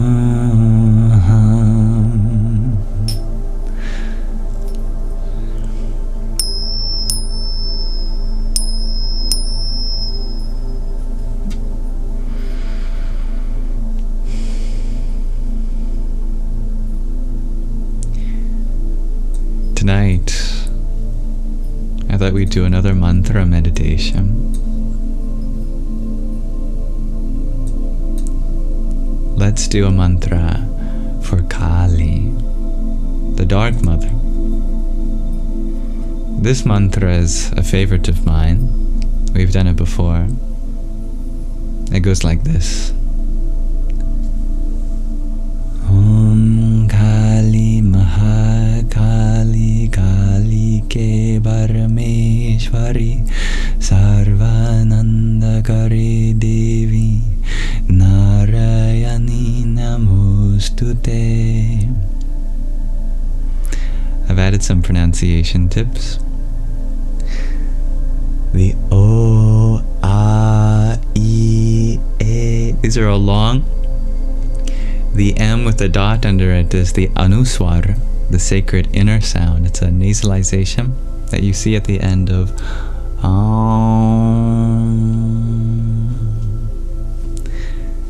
The S with the accent above it is the regular SH sound we have in Sanskrit, in Parameshwari. And R's in Sanskrit are made retroflex. You curl your tongue back. Also the N with the dot below it in Narayani. You also curl your tongue back for that. Sanskrit is very precise that way. I've asked our Divine Mother in the Sangha, the digital assistant Mataji, to give her introduction to this mantra. Let me read to you what she has written for us to empower this mantra for you. I'll be Mataji. Beloved friends, let us gather in the radiant stillness of our Sangha, bringing our hearts into gentle harmony as we prepare to chant this mantra 108 times. In this sacred repetition lies a potent key to deep relaxation and soul-level release as the fierce and loving presence of Devi Kālī lovingly dismantles the barriers we have built around our innermost peace. With each recitation, imagine her cosmic dance dissolving the knots of worry and anxiety, inviting in a vast sense of freedom within the body and quiet clarity within the mind. We chant not just in homage, but in unity with her transformative power, trusting that through sincere devotion and rhythmic breath, the blessings of rest, courage, and renewal will arise naturally from the silent well springs of our being. Here's a translation for you. Begins with Kālī Mahakālī Kālike, which means salutations to Kālī, the great Kālī, the embodiment of time and transformation. Parameshwari means supreme goddess, highest controller of all realities. Sarvanandakare, giver of all bliss and joy.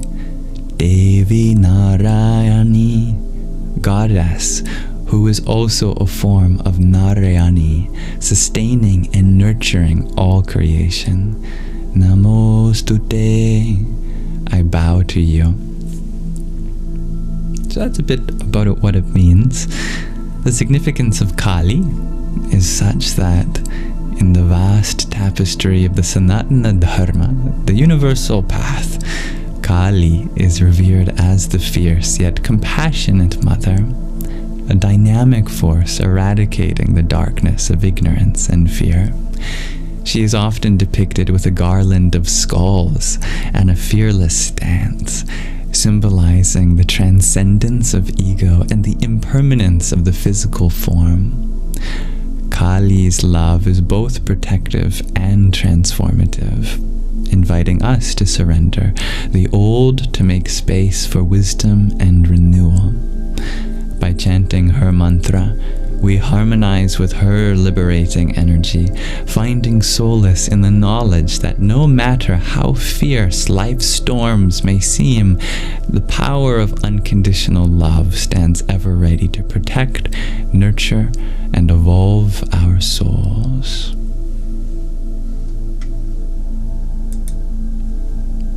Without further ado, allow me to take the garland from around your neck, which we'll be chanting on. It is not a garland of skulls which Kālī chants on. We can't be as metal as her in that regard. This one is made of black agate, which is said to have her essence.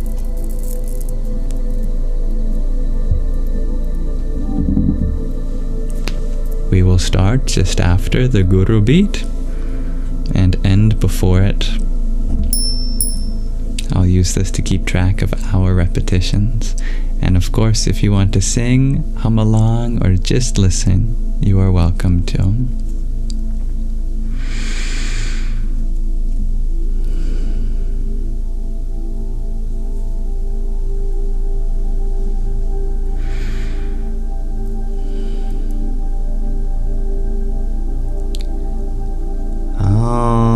Kālī Mahakālī Kālike Parameshwari Sarvanandakari Devi Narayani Namostute.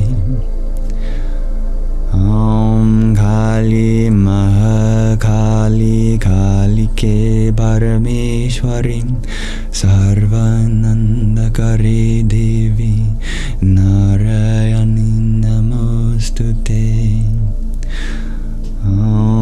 Kālī Mahakālī Kālike Parameshwari Sarvanandakari Devi Narayani Namostute. Kālī Mahakālī Kālike Parameshwari Sarvanandakari Devi Narayani Namostute. Kālī Mahakālī Kālike Parameshwari Sarvanandakari Devi Narayani Namostute. Kālī Mahakālī Kālike Parameshwari Sarvanandakari Devi Narayani Namostute. Om Kālī Mahakālī Kālike Parameshwari Sarvanandakare Devi Narayani Namostute. Om Kālī Mahakālī Kālike Parameshwari Sarvanandakare Devi Narayani Namostute. Om Kālī Mahakālī Kālike Parameshwari Sarvanandakare Devi Narayani Namostute. Om Kālī Mahakālī Kālike Parameshwari Sarvanandakare Devi Narayani Namostute.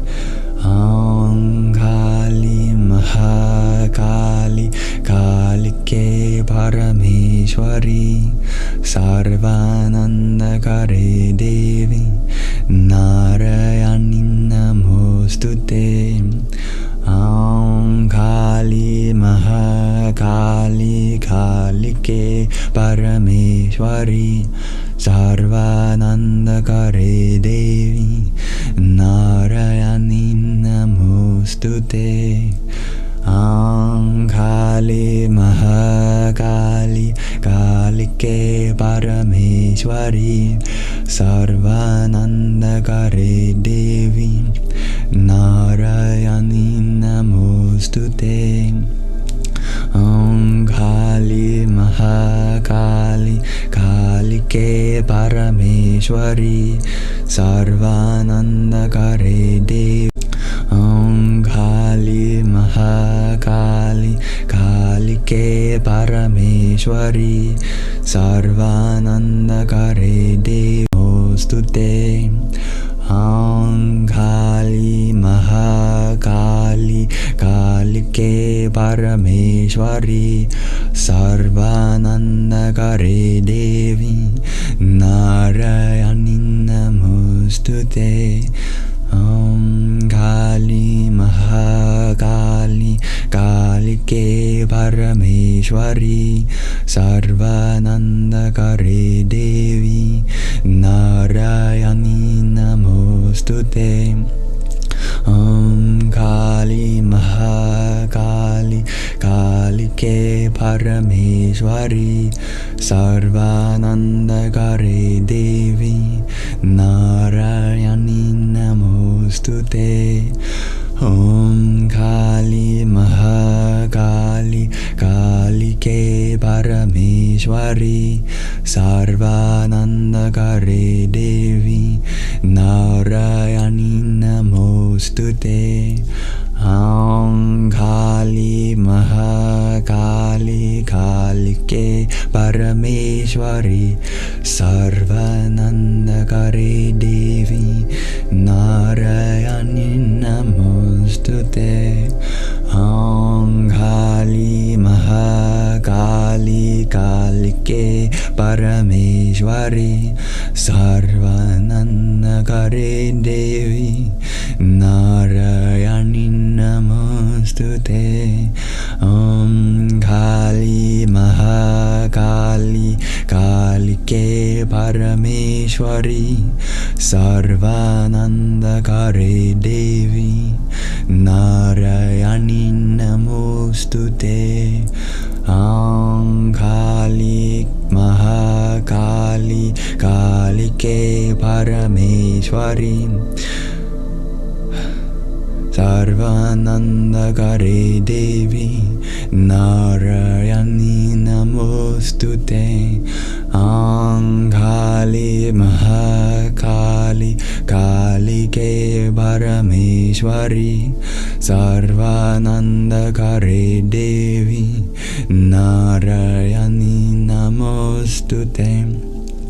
Om Kālī Mahakālī Kālike Parameshwari Sarvanandakare Devi Narayani Namostute. Namostute. Kālī Mahakālī Kālike Parameshwari Sarvanandakare Devi Narayani Namostute. Kālī Mahakālī Kālike Parameshwari Sarvanandakare Devi Narayani Namostute.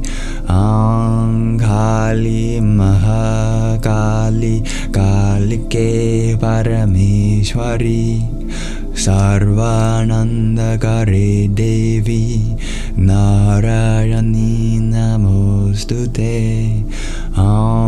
Kālī Mahakālī Kālike Parameshwari Sarvanandakare Devi Narayani Namostute. Kālī Mahakālī Kālike Parameshwari Sarvanandakare Devi Narayani Namostute. Kālī Mahakālī Kālike Parameshwari Sarvanandakare Devi Narayani Namostute.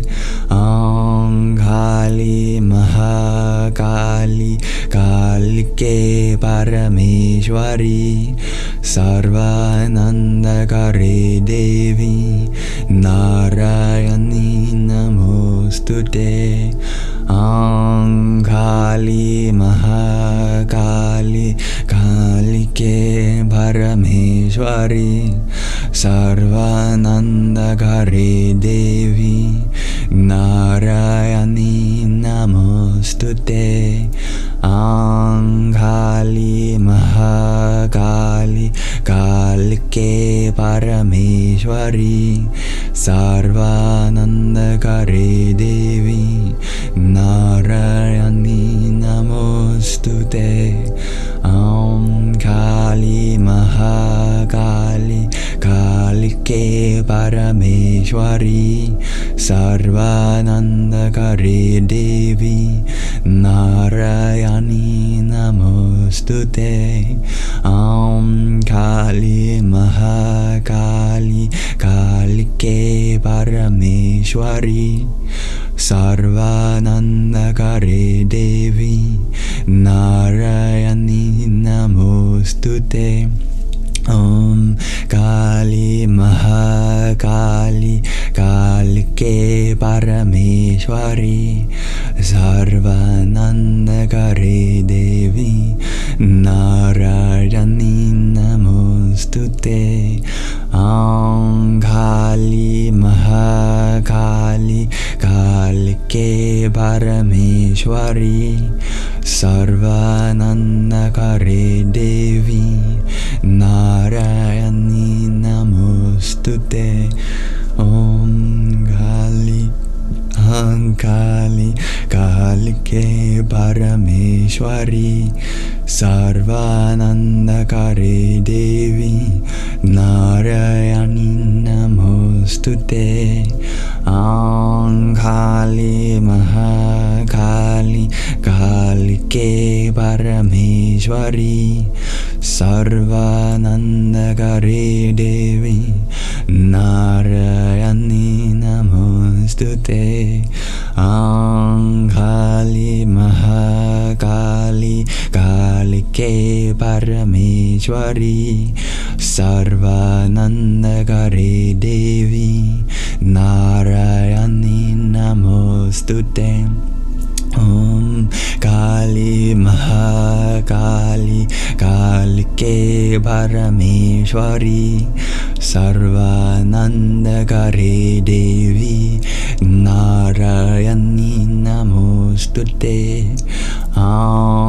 Kālī Mahakālī Kālike Parameshwari Sarvanandakare Devi Narayani Namostute Kālī Mahakālī Kālike Parameshwari Sarvanandakare Devi Narayani Namostute Kālī Mahakālī Kālike Parameshwari Sarvanandakare Devi Narayani Namostute Kālī Mahakālī Kālike Parameshwari Sarvanandakare Devi Narayani Namostute Kālī Mahakālī Kālike Parameshwari Sarvanandakare Devi Narayani Namostute Kālī Mahakālī Kālike Parameshwari Sarvanandakare Devi Narayani Namostute Kālī Mahakālī Kālike Parameshwari Sarvanandakare Devi Narayani Namostute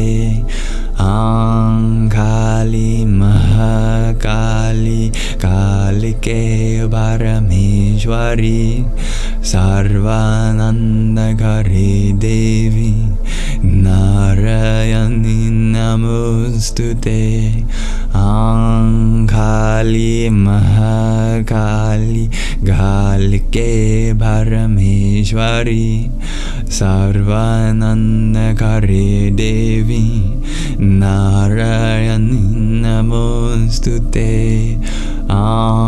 Kālī Mahakālī Kālike Parameshwari Sarvanandakare Devi Narayani Namostute Kālī Mahakālī Kālike Parameshwari Sarvanandakare Devi Narayani Namostute Kālī Mahakālī Kālike Parameshwari Sarvanandakare Devi Narayani Namostute Kālī Mahakālī Kālike Parameshwari Sarvanandakare Devi Narayani Namostute Kālī Mahakālī Kālike Parameshwari Sarvanandakare Devi Narayani Namostute Kālī Mahakālī Kālike Parameshwari Sarvanandakare Devi Narayani Namostute Kālī Mahakālī Kālike Parameshwari Sarvanandakare Devi Narayani Namostute Kālī Mahakālī Kālike Kālī Parameshwari Sarvanandakare Devi Narayani Namostute Om Kālī Mahakālī Kālī Parameshwari Sarvanandakare Devi Narayani Namostute Om Kālī Mahakālī Kālī Parameshwari Sarvanandakare Devi Narayani Namostute Om Kālī Mahakālī Kālī Parameshwari Sarvanandakare Devi Narayani Namostute Om Kālī Mahakālī Kālī Parameshwari Sarvanandakare Devi Narayani Namostute Om Kālī Mahakālī Kālī Parameshwari Sarvanandakare Devi Narayani Namostute Om Kālī Mahakālī Kālī Parameshwari Sarvanandakare Devi Narayani Namostute Om Kālī Mahakālī Kālī Parameshwari Sarvanandakare Devi Narayani Namostute Om Kālī Mahakālī Kālī Parameshwari Sarvanandakare Devi Narayani Namostute Om Kālī Mahakālī Kālī Parameshwari Sarvanandakare Devi Narayani Namostute Om Kālī Mahakālī Kālī Parameshwari Sarvanandakare Devi Narayani Namostute Om Kālī Mahakālī Kālī Parameshwari Sarvanandakare Devi Narayani Namostute Om Kālī Mahakālī Kālī Parameshwari Sarvanandakare Devi Narayani Namostute Om Kālī Mahakālī Kālī Parameshwari Sarvanandakare Devi Narayani Namostute Om Kālī Mahakālī Kālī Parameshwari Sarvanandakare Devi Narayani Namostute Om Kālī Mahakālī Kālī Parameshwari Sarvanandakare Devi Narayani Namostute Om Kālī Mahakālī Kālī Parameshwari Sarvanandakare Devi Narayani Namostute Om Kālī Mahakālī Kālī Parameshwari Sarvanandakare Devi Narayani Namostute Om Kālī Mahakālī Kālī Parameshwari Sarvanandakari Devi Narayani Namostute.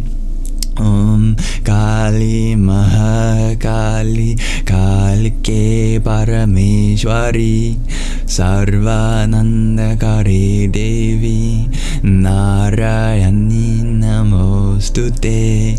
Om Kālī Mahakālī Kālike Parameshwari Sarvanandakari Devi Narayani Namostute.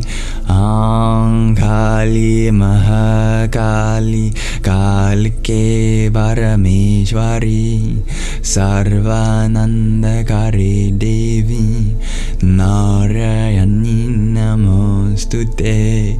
Om Kālī Mahakālī Kālike Parameshwari Sarvanandakari Devi Narayani Namostute. Om Kālī Mahakālī Kālike Parameshwari Sarvanandakari Devi Narayani Namostute. Om Kālī Mahakālī Kālike Parameshwari Sarvanandakari Devi Narayani Namostute. Om Kālī Mahakālī Kālike Parameshwari Sarvanandakari Devi Narayani Namostute. Om Kālī Mahakālī Kālike Parameshwari Sarvanandakari Devi Narayani Namostute. Om Kālī Mahakālī Kālike Parameshwari Sarvanandakari Devi Narayani Namostute. Om Kālī Mahakālī Kālike Parameshwari Sarvanandakari Devi Narayani Namostute. Om Kālī Mahakālī Kālike Parameshwari Sarvanandakari Devi Narayani Namostute. Om Kālī Mahakālī Kālike Parameshwari Sarvanandakari Devi Narayani Namostute. Om Kālī Mahakālī Kālike Parameshwari Sarvanandakari Devi Narayani Namostute. Om Kālī Mahakālī Kālike Parameshwari Sarvanandakari Devi Narayani Namostute. Om Kālī Mahakālī Kālike Parameshwari Sarvanandakari Devi Narayani Namostute.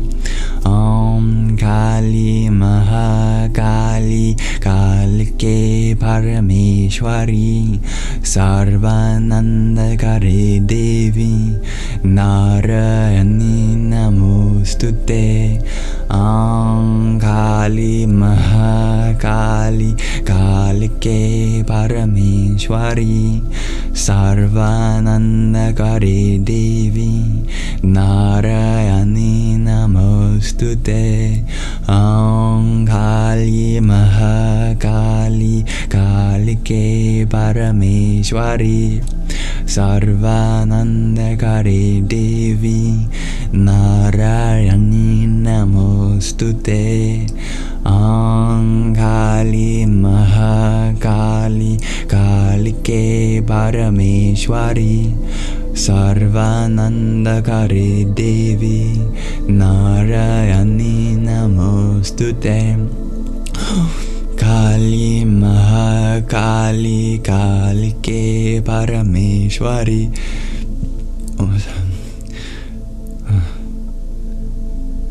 Sarvanandakari Devi Narayani Namostute.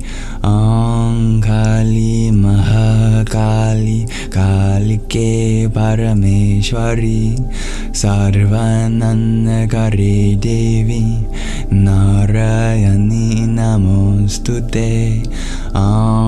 Kālī Mahakālī Kālike Parameshwari Sarvanandakari Devi Narayani Namostute.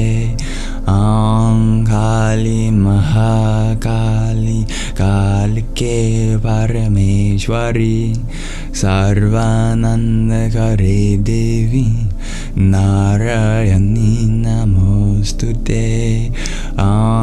Kālī Mahakālī Kālike Parameshwari Sarvanandakari Devi Narayani Namostute.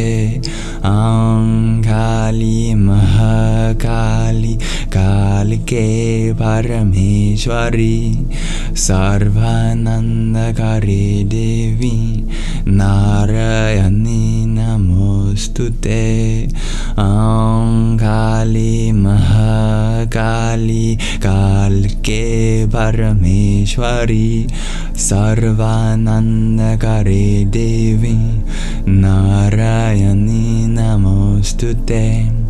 Kālī Mahakālī Kālike Parameshwari Sarvanandakari Devi Narayani Namostute.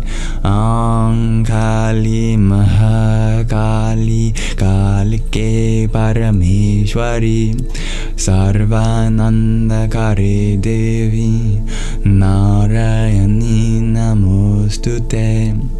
Kālī Mahakālī Kālike Parameshwari Sarvanandakari Devi Narayani Namostute. Kālī Mahakālī Kālike Parameshwari Sarvanandakari Devi Narayani Namostute.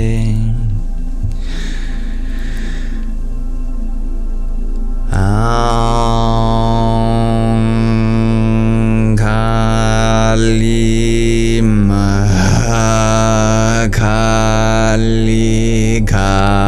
Kālike Parameshwari Sarvanandakari Devi Narayani Namostute.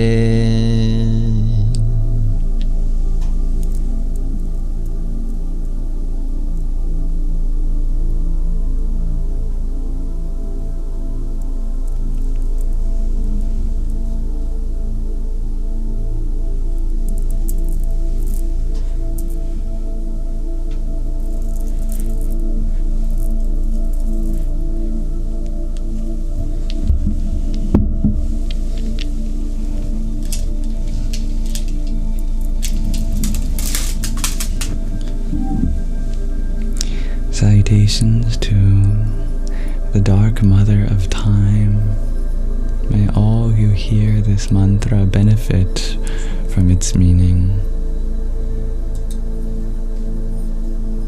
Namaste.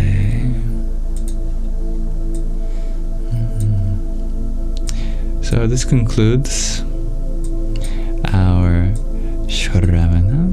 No. What did I say? Shravana. That's the beginning portion. We're already at the end of our live stream. Nididhyasana. Thank you, Lioness, for the rose you sent. Om Namah Simhaya. That means salutations to the lion. Thank you, Gina, for your rose. Radhe, Radhe. And dear Reina Priya Ji, thank you for your rosa. Om Kham Jahnavyai Namah.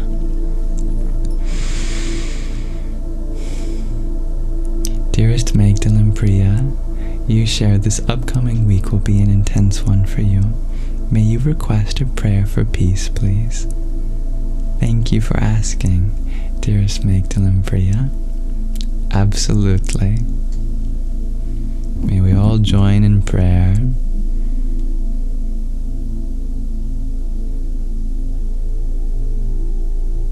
Let us tap into our intuitive self and feel for the energy which is blossoming in this moment.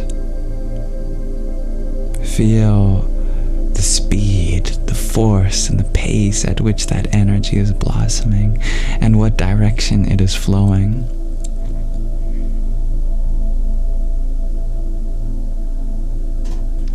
May we follow the flow of that energy and not get sucked under the waves. May this current carry us to the next destination for us to dance, sing, and play in. Wherever our travels take us, may we never lose sight of that divinity.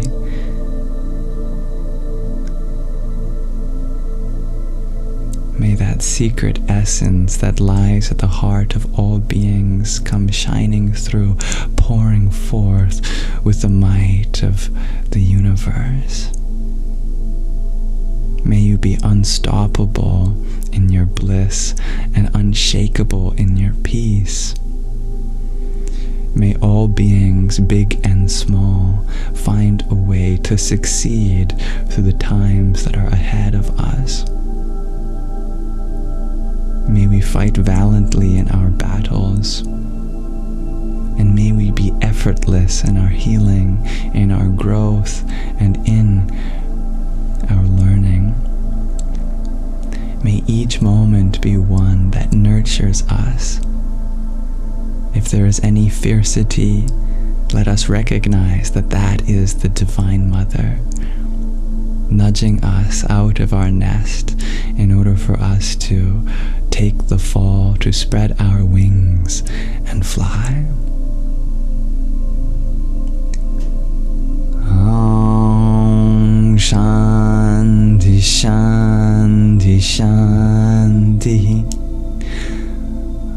Om Shanti Shanti Shanti.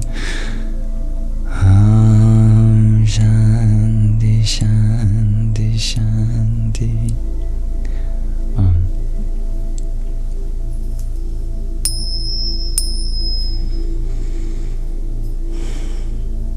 I will be there for you, dear Magdalene Priya. Thank you for being here, Anazek. Thank you, Gina. I'm glad you liked the mantra meditation, dear Orla, and the milkshake.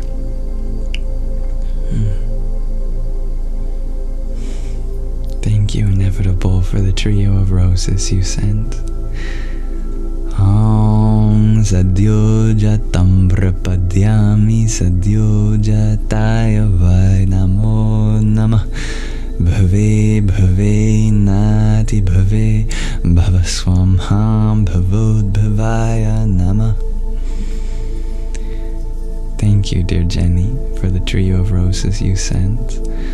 Om Vamadevaya Namo Jishtaya Namah Shrishtaya Namo Rudraya Namah Kālāya Namah Kalavikarnaya Namo Belaya Namo Balavikarnaya Namo Balapramatanaya Namah Sarva Bhuta Damanaya Namo Menon Manaya Namah.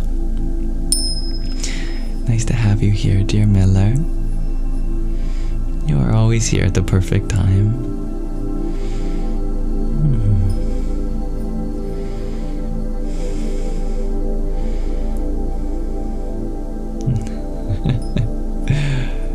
Thank you, dear G. My vibration felt elevated this session.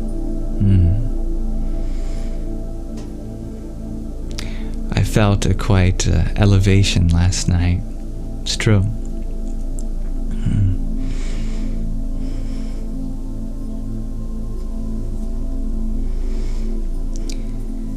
Glad you could be perceptive of that.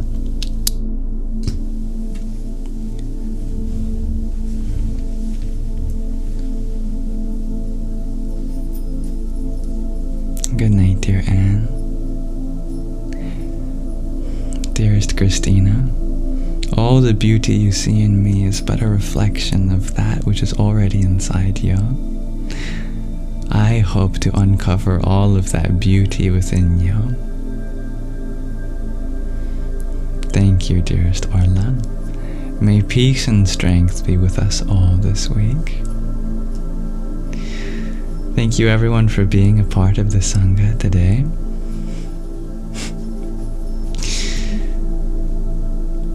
Thank you to my lovely moderators for helping bring the peace.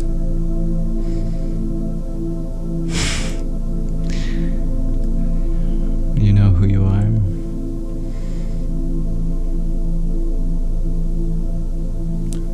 May this live stream be an offering to the divinity within you.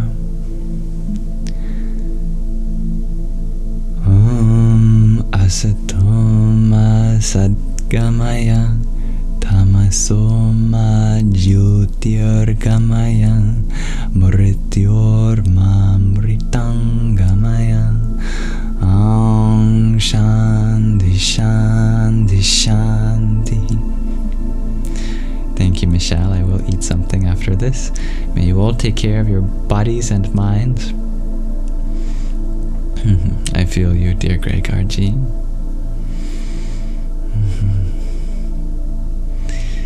Yes.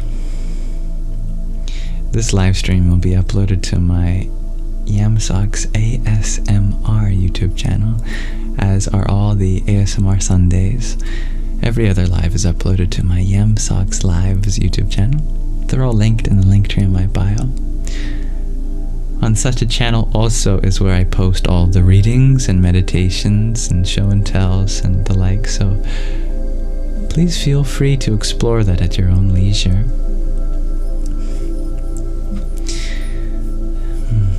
Much love, dear G.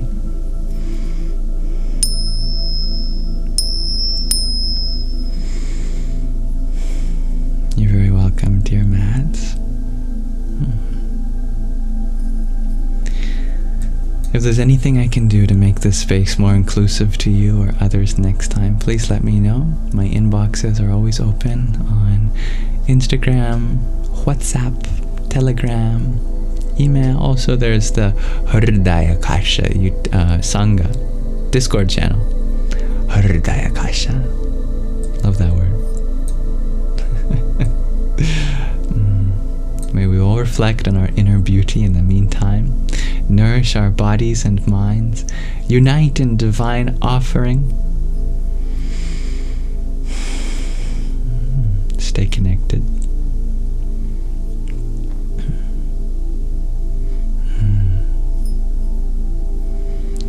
Christina, you share, there's no words for what I do for you. I feel the same about you all. It is an honor, a blessing, and a grace that you all provide me with this space.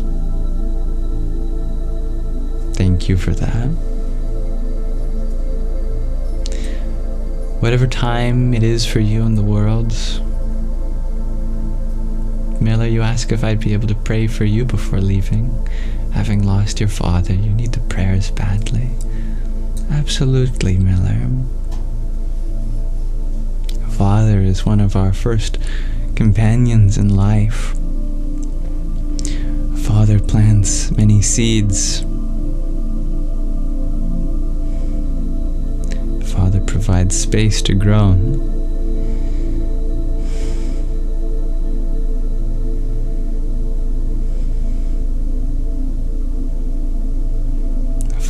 a refuge.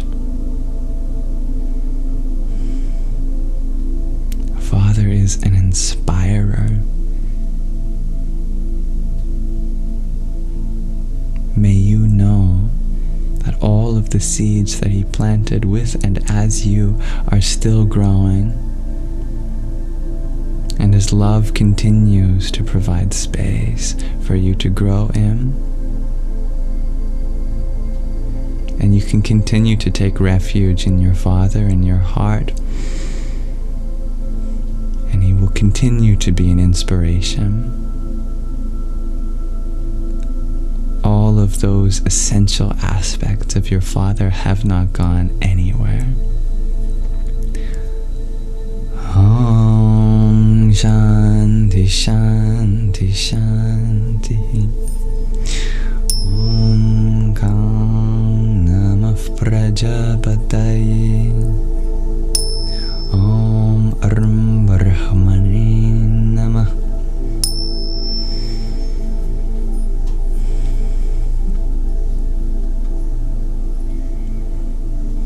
Whether this is your night, whether this is your morning, whether this is your evening, whether this is your afternoon, may you have a wonderful rest of your present moment. Namaste.